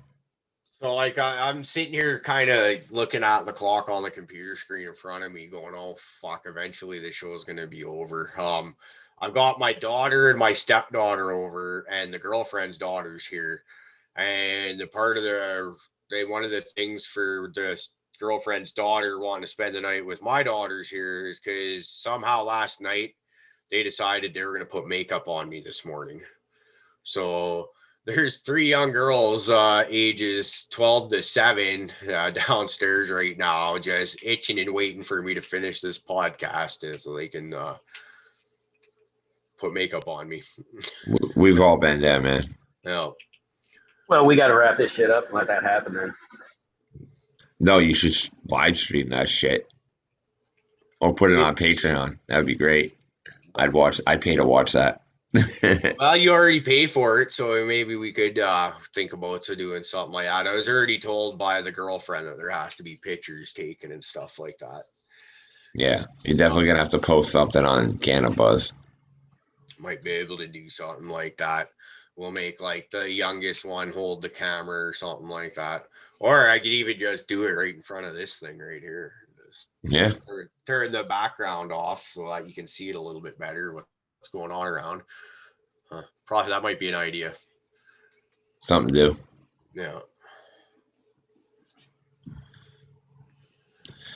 I don't know. What do you want? I got nothing else. I mean, I could keep rambling, but I'm glad I'm glad I dug Rick out of it a little bit today. Yeah. Yeah, it's great when we can actually get him to talk growing a little bit more like that.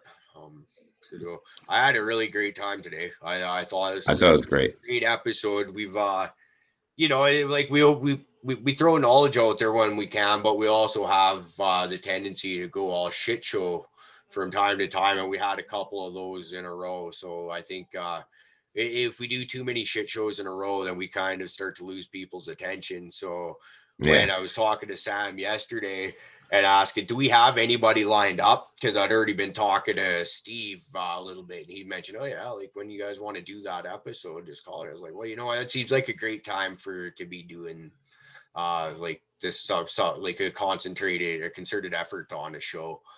I know Rick in particularly, as a show member, likes it when we try and have a topic loaded, ready to go. So I think a third day in a row would have been, this wouldn't have been enjoyable for him. Hey, we want to make this enjoyable for everybody. It is straight up the thing, right? And when he was actually on Michigan Brothers, we only got a little bit insight besides the stories that we get from Rick. So I was like, you know what? I want to know about Rick. I didn't, after talking about he's got the most experience out of all of us in growing, I'm like, you know what? I got a few questions for him, and I was very curious to know about. And I think that kind of helped, bringing it back into this episode being growing. He was able to give us all his experiences and everything else, which I found very entertaining and also knowledgeable. And we had our moments of shit shows, because, I mean, if you don't come here expecting some knowledge and some of a shit show, then you're in the wrong fucking circus, right? Yeah. You're in the wrong tent. Yeah, I think that's one of the things people like about us, is because it just it does switch back and forth between knowledge shit show, just like reading the pages of a magazine. Yeah, or the news. It's just great. Yeah. We are a train that will constantly fall off the tracks. Yeah. It's great time. Actually, speaking of Michigan Bros show, do we know who's on their show, or do we have someone going up tonight? I thought Bees was in charge of that. Is that tonight?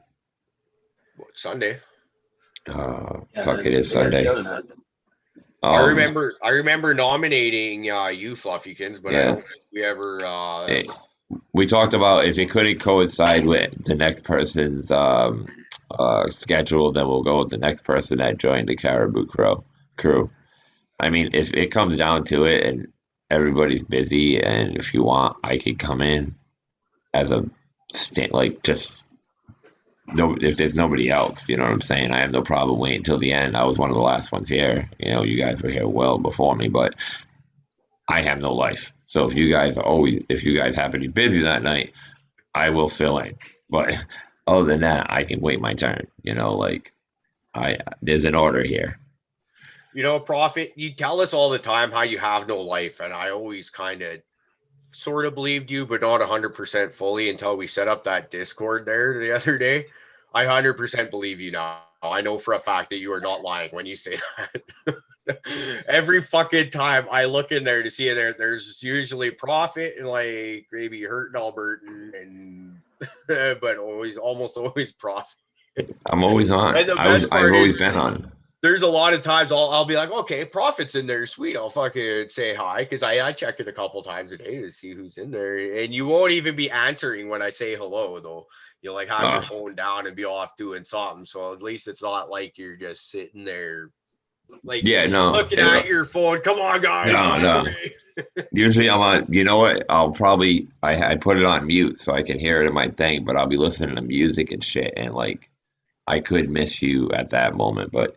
Usually I keep my headphones on because my phone's charged and shit. I can hear fucking text messages and all that shit, answer the phone without having to get up. Here, when we're on, Discord, freaking, I could most of the time talk until my headphones are dying, and then you guys bitch you can't hear me. So then, I gotta Thank you, stop Jeff that. Rowe. I was just saying thank you to Jeff Rowe in chat. No, but yeah, yeah, you are correct. Other than the few times that I'm going for a ride or going to the store, it's a lot of me doing what you're seeing. Not, no, I don't. I do move from the couch, though. I swear. No, he doesn't. That's the best shit is though, is because like I said, when Fluffy set that up, it was just like at first I was like, why do we need more technology? Because we already have that group chat going on for like the podcast on Cannabis. And I'm not a technology guy, but it freezes and it glitches that app. I do get it. And then as soon as like we actually start talking, because I think all of us have gotten in shit from our old ladies that, you spend more time on the phone talking to these guys than you do to me. Like just last night, we went to just got that. Like the girl. an hour. The Not even an girlfriend hour. is over at her parents' place, house sitting and babysitting their dog right now while they're out of town. We went over there for dinner right there. I had like all the daughters and everything. And what did I do? I spent the entire time talking to Prophet and hurting Albertan on the Discord. So it's, and then as I'm about to leave, I hang up and get off the phone with you guys. She's like, "Oh, you're going to spend time with me now?"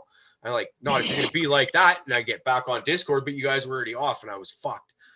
Dude, all you gotta do is to get people's attention is just post something into two things, like the GIF one or the meme one or whatever, or that, and it shows up as a actual notification.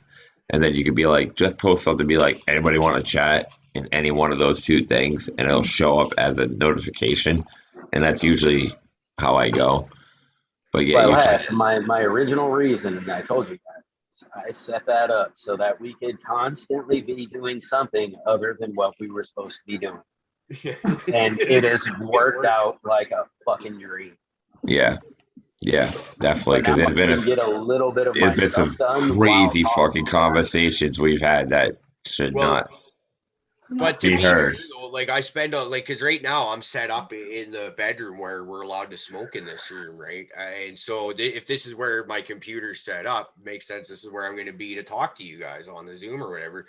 And you're right, Fluff. If I could, with the Discord on the phone or whatever, you can have your headphones in or your phone in a pocket or on the counter, or whatever. You can be doing stuff and still hanging out with the boys. Now, that being said, I also got to say it took me 2 fucking hours to do about a half a dozen dishes yesterday.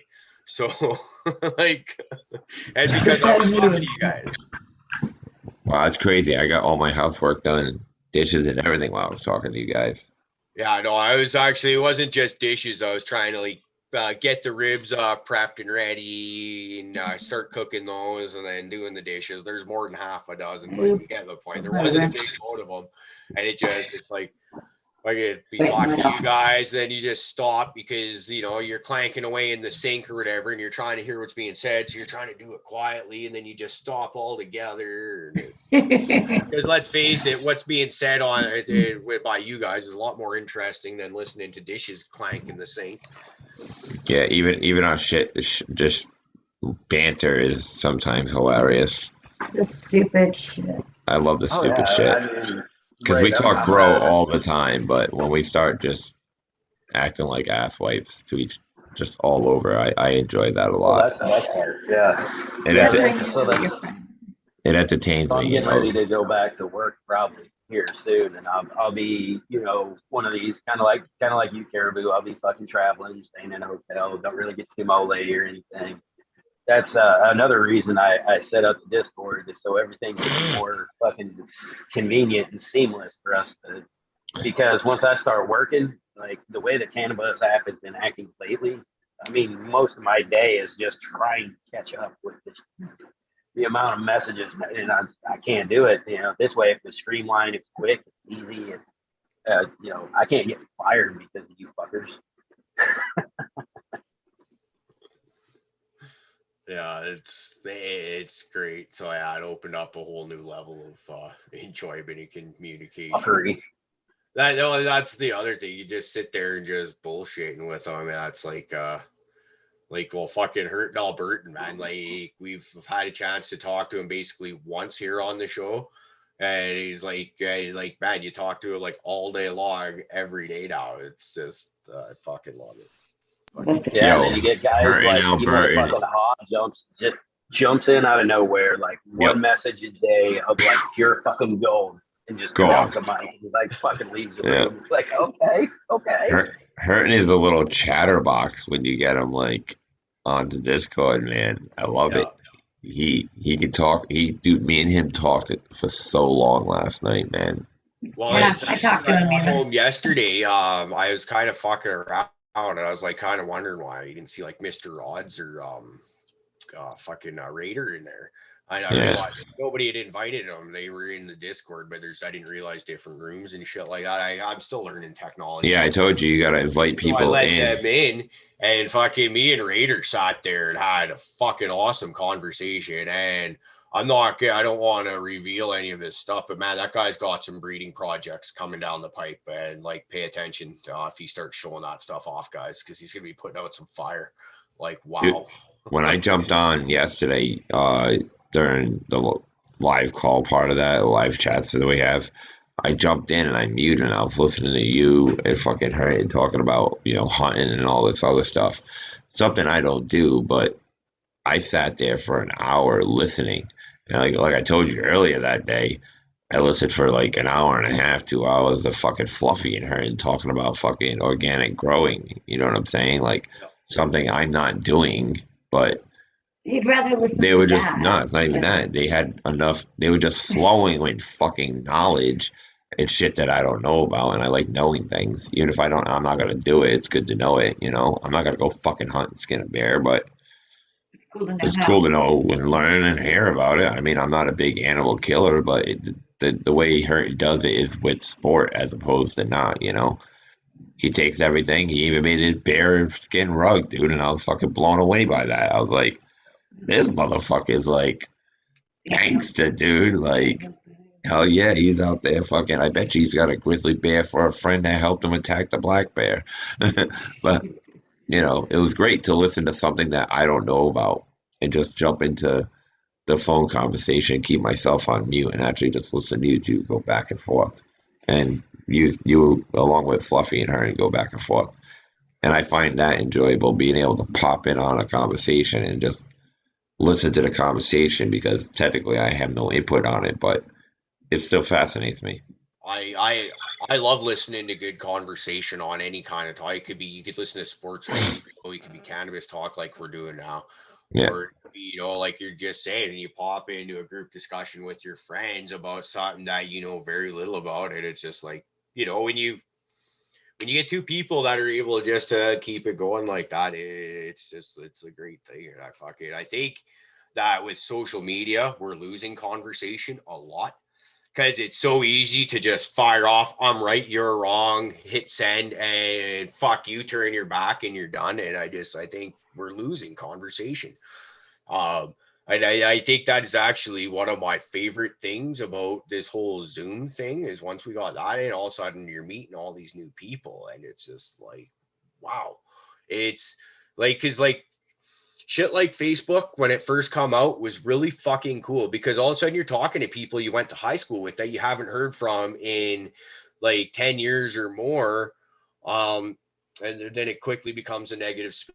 And I'll be the first to say that I'll be just as negative on there. I can get real negative on Facebook. But now, but that's not the point. The point is, it's text messaging basically is all you're doing, right? There's a lot gets lost in translation with text messaging and stuff like that. Whereas here you start meeting it's like, meeting all these social media people, but you actually start to talk with them, and it's like just a few, when you get to see body language in the way words are said and shit like that, you're like, fuck yes, this person is awesome. It's like, well, Prophet, like your first time on the show, we have you on, and like immediately we're like, yes, we want this guy on. Same with Dick Pick. Like he is for like, I'd had conversations with him about doing the emblem, the logo that's sitting right behind me here, right? And where it's like, well, shit, man, come on the show and hang out and bullshit with us. as soon as that guy was like opened his mouth and started talking, it was just like, yeah, I like this guy just because of the flow and the way he talks. It's just like within the first 30 seconds, you can a lot of times tell this person fits in. And boy, did I ever hit the nail on the head with that guy too, right? Like he's fucking, like that guy's the bomb, man. I love him. Like just one of the happiest, most easiest going people in this trip. You grabbed a good team too. Like, you know, besides Fluffy, you, Rick, you know, you got Indica B, who's highly positive and a real great guy. You got fucking Johnny, you know, the crazy but kind-hearted as a motherfucker, you know, like Yep.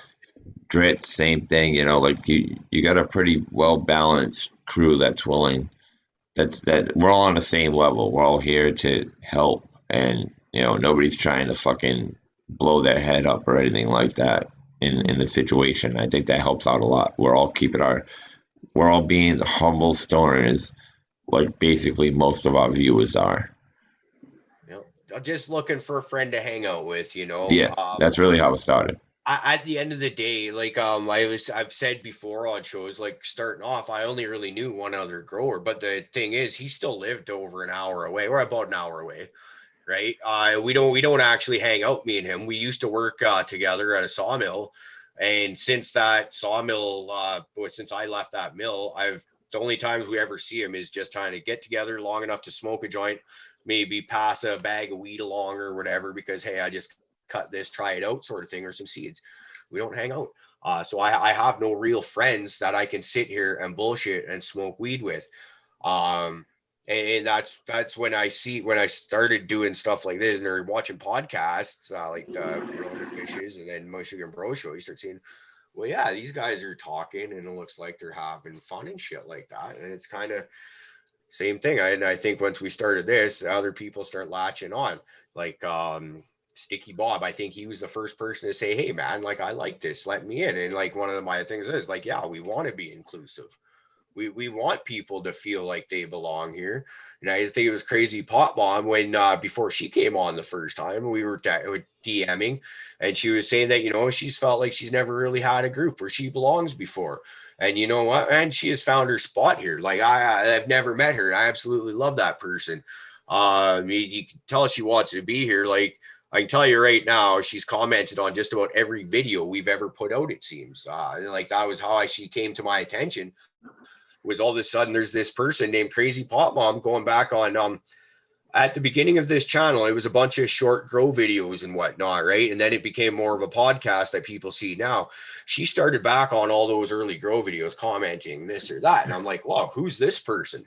And then all of a sudden she started showing up in our chat, and then now she's pretty much a regular on Friday. And it's just like, you know, like Crazy Pot Mom, welcome to the family once again, and we're so happy to have you, right? It's just like people just get drawn to that. And like when Fluffy, when you were for the same thing, I think you were the second person to say, hey man, I can bullshit like a motherfucker too.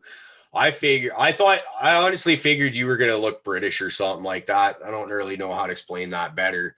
I see. Well, you see, like when you show pictures and videos of like your old cat in the grow room or whatever, and Fluffykins, I don't know, it just sounds kind of, I don't know, British, I guess, to me, to my mind.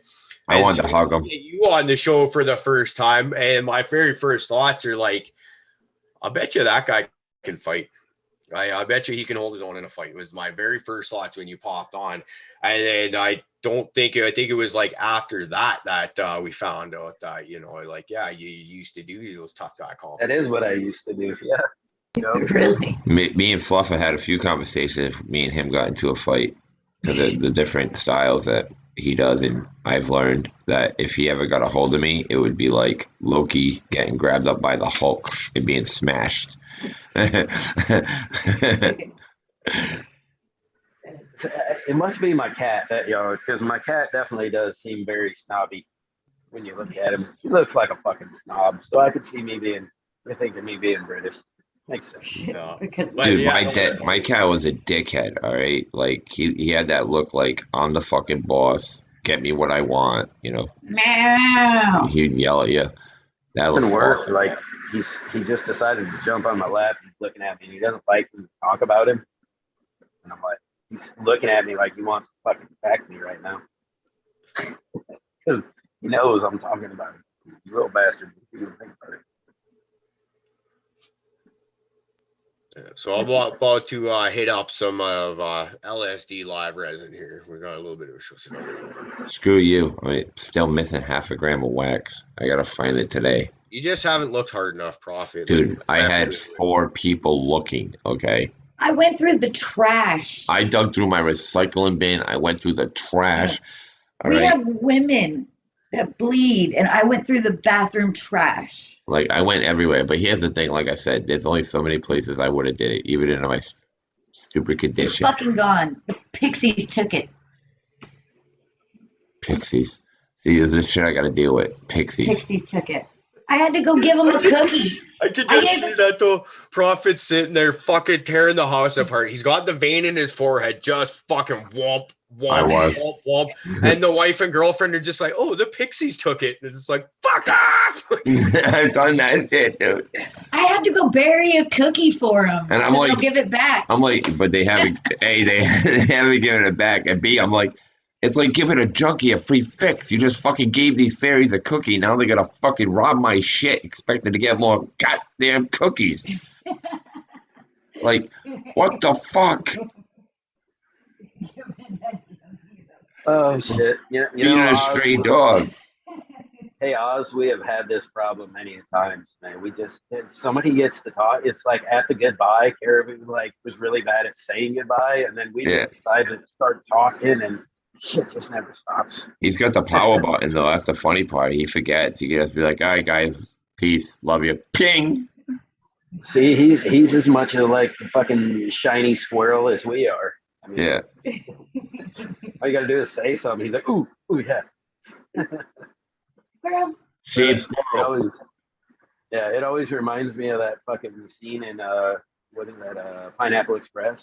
Oh, I fucking hate lingering. I was fucking lingering. That's funny. I should get going though. I got shit I gotta do today. Oh, someone asked a gross question. Oh, we have I'm not answering. we have a it. grow question. No, a gross question. Oh, gross question. All right, who was it? Something about tampons in your sweat. Um, I did not mean to bring it up like that. wait, I really want to find this. It was right there, right before you moved it. There you go. All right, y'all ain't put menstrual tampons in your soil. This is for plants. Great for biodynamics. Fucking Astra fucking writes, yep, and moisture retention. I was gonna say, was that written, posted by the person that was sucking dick and puked up noodles all over the dick the other night? I don't know, but who the fuck was that? I can't believe I missed that. I I know think who they it were in was. chat again today, On wasn't the it? shit show. Weren't they in chat again today, right? I don't know if they think were. so. I don't know who said it. I think I saw her in chat. All right, again today. whoever was a noodle, whoever threw up Oh, great. deep throating while eating noodles, please make a comment right now if you're on chat. I just want to know who you are, and I want to tell you, I just want to encourage you to keep trying. You will eventually get there. Okay, ain't that right, baby? Source follower. That helps. Yeah. Gotta ignore your gag reflex. That's what I call it. Somebody told me about that. I think it was like after that show in the chat afterwards. I was like, what? I had no idea about that.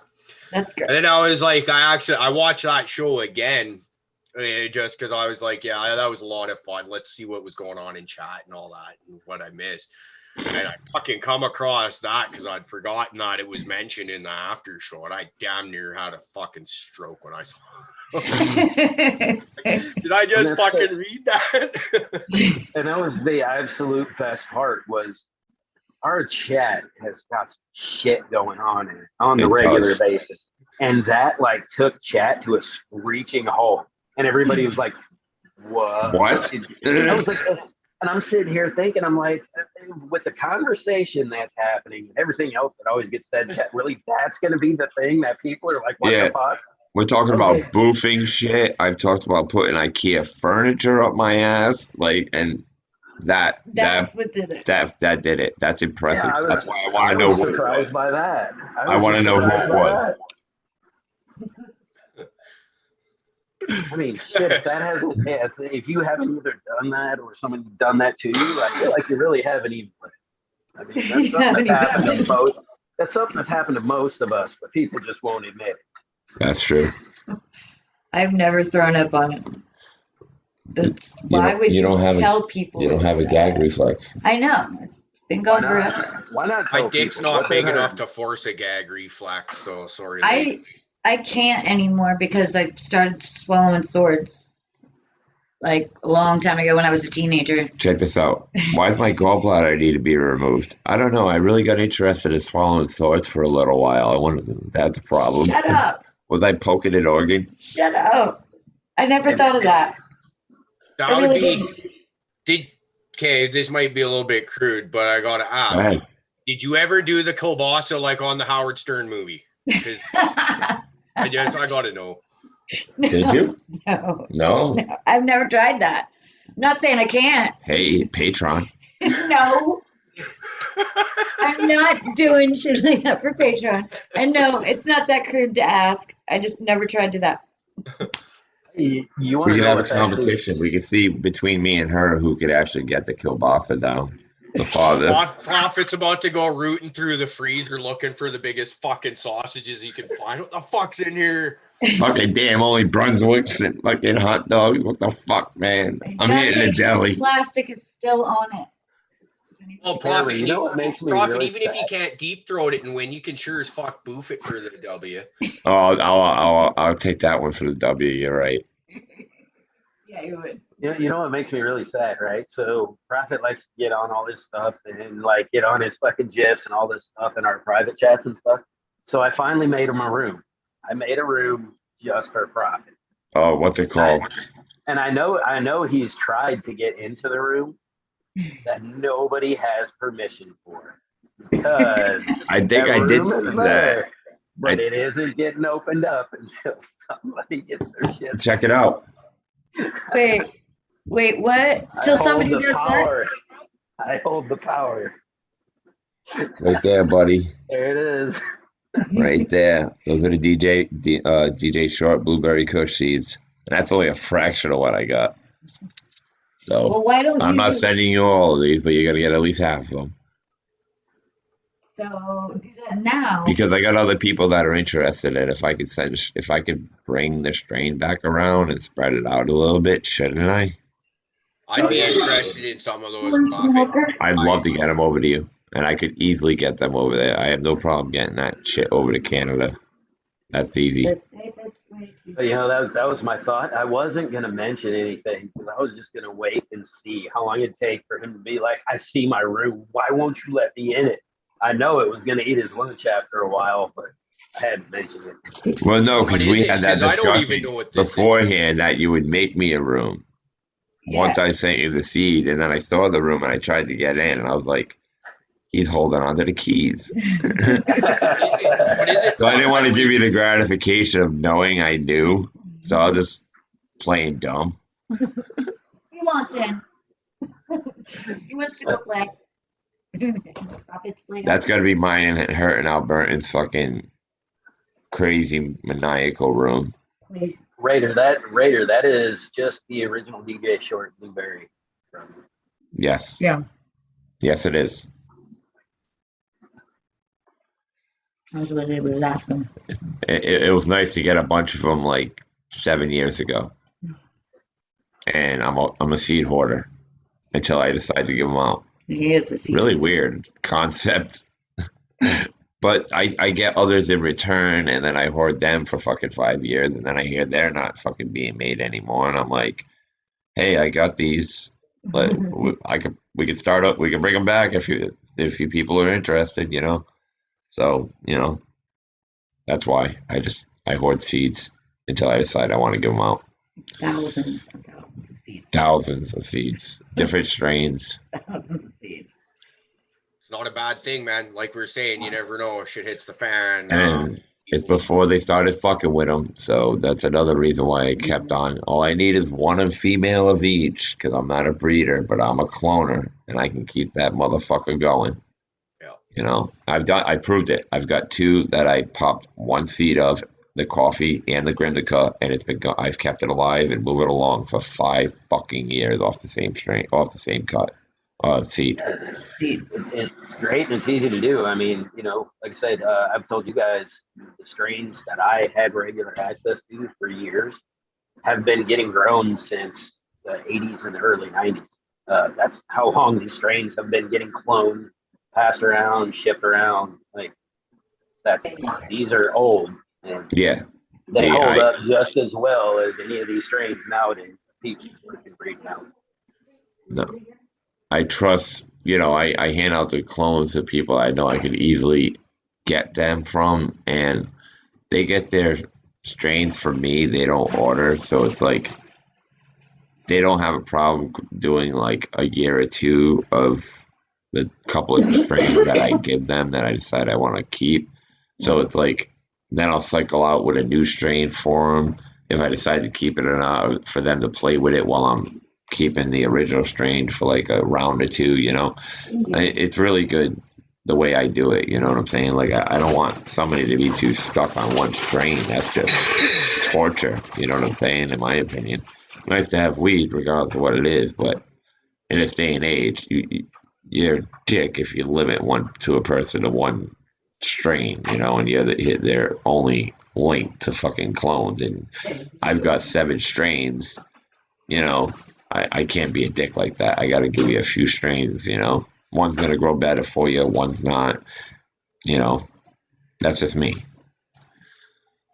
That's where I'm at when I give beans out now. It's not just like to one of my crosses, it's to a bunch of them. So you can usually expect like at least 3, 4, or whatever. And in a lot of cases, if I know you, you're going to get even more than that because I'm just going to fucking hit you with a tsunami. Caribou, I want some to grow a few, but honestly, they're just going to end up in my seed bank. So that's not a bad thing. Which isn't a bad thing. I can send you a shit ton of seeds here. If you want to, just know that I will grow a few because I only have so much room. I've mentioned this before. Otherwise, you won't let me pop anything new because I have too many already going and they need to go. I can't keep moving forward like that. I used to be super notorious, man. I'd pop one seed and I'd clone that motherfucker for years. That's why I have so many seeds. Bro, a 5-pack would last me like 10 fucking years. Yep. Dude, I give out like three out of the 5-pack because I keep one as a backup in case like my clone, the mother of the clone situation initially finally failed on me at some point. If it did, it was my fault. I didn't feed the clone machine or I didn't feed the fucking plant. But I always kept a backup. But a lot of the times I gave out 2 or 3 of the fucking 5. But yeah, Caribou, if you send me seeds, you're on mute, buddy. I see this is how my seed bank started out. Like I started off, got a couple packs of Crop King seeds because that was the first thing I saw to get my hands on. And then I grew out the Purple Kush, Sour Diesel, White Widow. Those are the first 3. Went to my parents' place because my dad's birthday is right before Halloween. And I took him a cloning tray with a bunch of clones off of these and one of those T5 fluorescent lights like I tried growing under to begin with before I realized it wasn't a proper grow light. But anyways, here you go, Mom and Dad. And before that, my mom got into growing. So then I go seed shopping with my mom or whatever, and she buys 5 packs of seeds or whatever, right? And anytime one of us would buy a pack of seeds, you'd give the other person 2, keep 3, and just do a swap like that. And then my buddy Myrtle, man, he started buying seeds and it was same kind of thing. And then after a while, he stopped even taking my seeds that I would give him and then just start throwing seeds at me. So I thank you to him because he'd just give me singles a lot of the time. But shit like my Slurricane that DP's got cut that I mixed with that right now, that came from there. The Gorilla Skittles with the baby shit terps I used to talk about all the time a while back near the beginning of the show, that came from him. And then taking some of those, and then other than that, it's all mostly crosses that I've done, taking this or that to see what happens. It's only been back right before Christmas where another guy, he sent me some Arise. That was the first time I got to try Irie, and those are still in the tent right now. And then I just got like some Blueberry Butchers and Jack the Ripper F2s from Irie too. And it'll be like the first time I've actually searched out and got my hands on high-end genetics, because I'm all my money goes towards my family. Right. I can't afford as much as I would like to be spending a whole bunch of money on all of the latest, greatest genetics. I can't. I'm not financially in that position. So it was like I lived off of my friends. Like I said, I love Myrtle, man. I can't thank him enough, because that guy was like the basis for, like, you guys know that, like, before I had to shut down my grow room at my other place, I typically had at least 20 strains on the go in there. And my journey was to get it down to like 6 or 8 strains that I could just have in constant rotation, learn to get really good at these strains, and then maybe have a couple outliers that you bring in and out, as you just, okay, that strain's not cutting it anymore, kind of thing. And I don't know, that got kind of rambly fast, I think, but hopefully I put something reasonably intelligent out there. No, that made perfect sense, man. I don't smoke and it made sense, so you're good. That's all right then. She understood it. She's not even a stoner, so that's all right. Okay, maybe that's the problem. Wait. Do the stoners understand? I understood it. But yeah, that's how I built my seed collection up. And I've heard rumors of other people, and I don't know any of them personally, where they're just like, they try and bitch at you if you try breeding with their genetics. And my personal answer to that is, if you have it, like, breed with my shit, guys. Make your own seeds. That's what it's a plant. That's what it's there for. Like how Rick was talking earlier, and he is dead serious. Like, one of the very first times I met him at the grow store, because I told him how I had the show, and I was doing a different version of the podcast with another guy, and I told him about that and how I am a little bit of a breeder, and he said, that's what I would like to be doing. He grows for consumption purposes, right? He just doesn't. Well, he could make the room. But like, yeah, I think like get Rick a tent or something like that, so he could have a male. Or fuck, I could even save him some pollen off of one of my males and just get him his own little breeding tent with like a cannon in there or something like that. Throw a couple different phenos or different clones off him and let him in there with a paintbrush to dust up some buds, and he'd be off. Dude, you met Rick at a grow store? Yeah, absolutely. That's so fucking amazing. The generational gap that wasn't even acknowledged just because you two both grew cannabis and you actually became friends and started a whole situation. That right there. See, that cannabis will end all wars, if you ask me, and bring people together. Like, age ain't nothing but a number in this situation. I use that loosely, all right, only in this cannabis situation where it comes to, but we have Rick who teamed up with you know what I'm saying? There's a generational gap, and you two hit it off like fucking, peas and carrots, and fucking that's amazing to me. Yeah, and that's one of the reasons why we got to I feel we got to make concerted efforts to, if we have multiple shows in a row where we kind of stray from the cannabis path a little bit too far, or I want to bring it back this way, because we can all have fun, but at the end of the day, I want everybody to be comfortable and enjoy themselves here. And I like Rick is more of here for the learning aspects of what we can put out there. And because he is, he's 73 years old. And we sit here and tell shit and fart jokes. Right? I can get how, like you just said, there's a generational gap where that's just not him. And like I was talking to Hurton last night, I think it was, about, and just asking for his honest opinion, because he's been with the show since pretty much the beginning.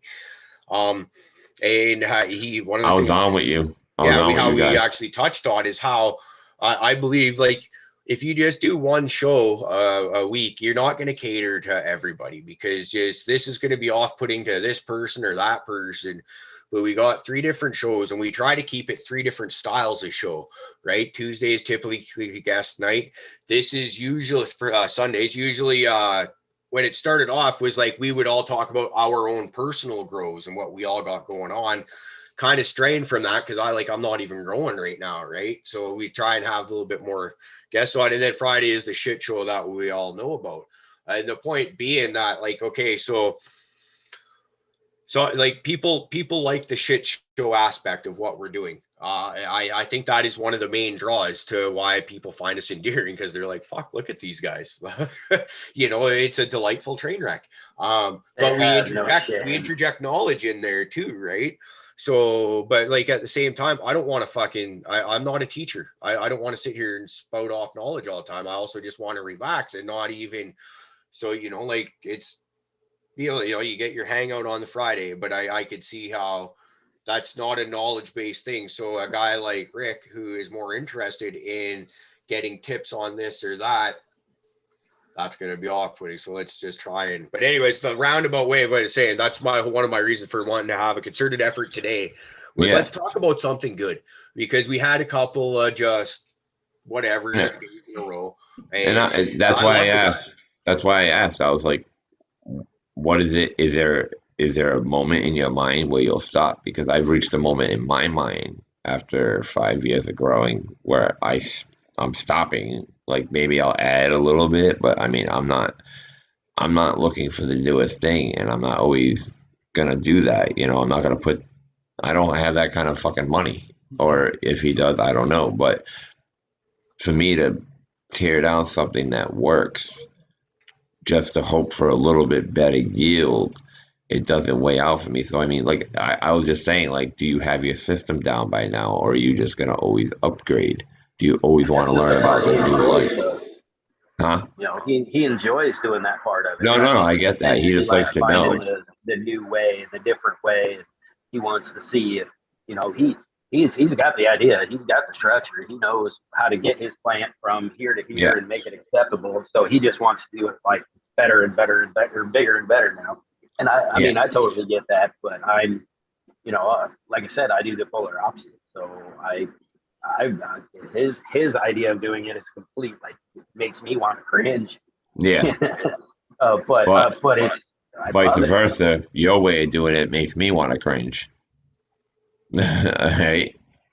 Yeah, exactly. And it's right. It's different strokes for different folks, man. We all. I think Rick is, as old as Rick is, he will always be constantly searching and changing this or that. Like he's talking about his watering system, that he's going to give that a go.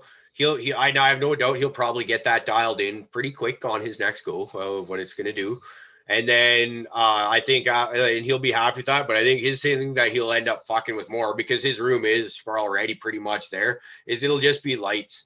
When the next the newest light comes out on the market, like say I keep hearing rumors that Black Market's going to do or Black Sale Market's going to do a cannon plank, right? Maybe he'll get 2 of those and try those in place of his Spectrum Kings that he's got. And then after that, HLG will come out with something hotter than the 650R Scorpion or whatever their latest greatest is.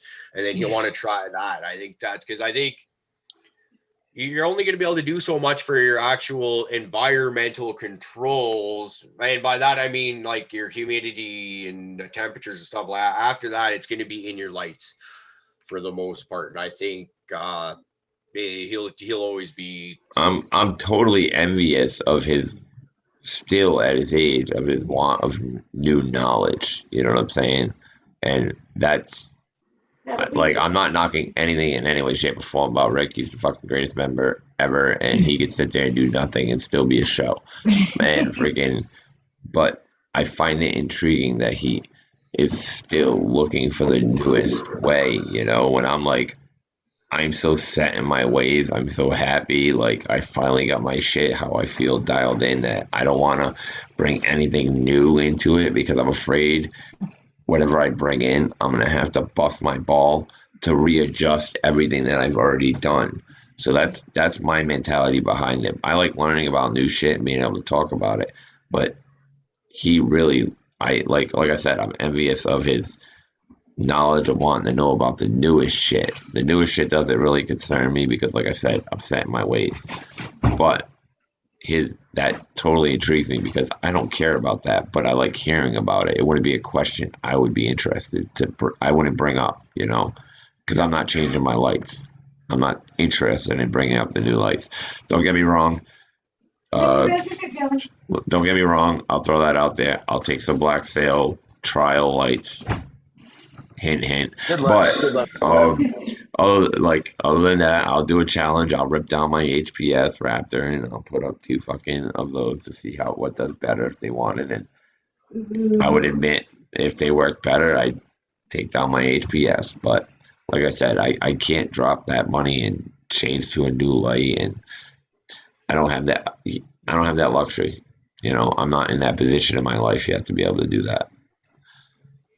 See, I kind of, when I was forced to shut down my old grow room, I knew I'd be starting up intense whenever that was going to be. And I couldn't really afford it at the time, but I went out and I got myself a couple of tents and those Black Sails and some AC Infinity fans, knowing that I'm going to have to be as stealthy as humanly possible.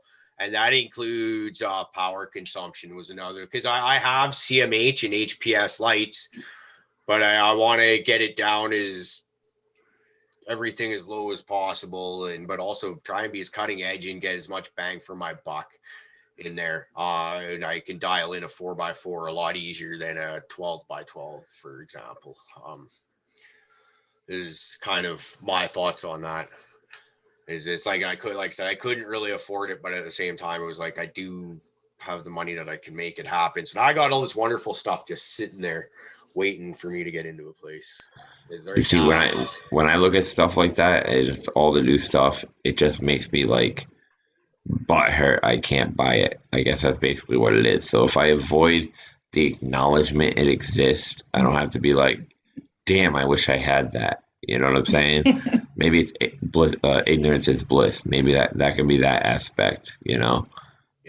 Oh, Fluff's got to go. Later, Fluff. You out of here, Fluff? Yeah. Yeah, I'm gonna have to take off, man. Wife's needing some attention. I need to get some work done around the house, and I'm sure I'm gonna spend half the day talking to fuckers later anyway. Yeah, I'll be on Discord. I mean, Caribou, if you want to wrap up, we can end it right here. Yeah, that's probably a pretty good idea. We're over 3 hours in, and like I said, we'll be on Discord and talking to each other before long. Creature, have a great day. Love that. Yeah, Creature, glad to see you on it. My son's been posting out your thing through Discord with his little group of video game playing friends. So I should have some feedback for you on that and how they and whatnot. All right, and everybody in chat, I just saw Always Dank Genetics in there. Supreme Grape still with us. Crazy Pop Mom, Australian. Mr. Green Pots, RZ Banshee. I'm not going to go too far up the list. So. Yeah. So when are we gonna get Supreme Grape on a Friday? I mean, he's in our chats every time. Yeah, Supreme Grape. Why aren't you coming and joining us on a Friday? There you go. You've been put on the spot. So come hang out. Yeah, man. He likes to run his mouth in chats. I say, come on up. Yeah. The battle of wits with Prophet begins. Oh, it's not a battle of wits. If you got the balls to talk in chat, then you might as well on Fridays hop in, man, because we already know who you are, how you talk. He just said later, everybody. He did not. He bounced. All right. Okay, guys. Throw it out to everybody, man. Thank you to everybody. I believe we got Baked Pone from MG or the Michigan Bros Show coming on for bullshit with us. That'll be a good one. Right, and what's on tonight? Have we figured out who is on Michigan Brothers Grow Show tonight? I don't know.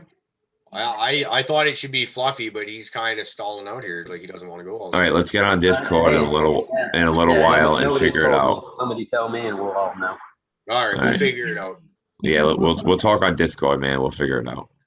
Okay, guys, have a great everyone have a great rest of your weekend, and we'll see you Tuesday. And I'll talk to you guys as soon as I hit it. Okay, I love you. Bye-bye. Bye, sweetheart.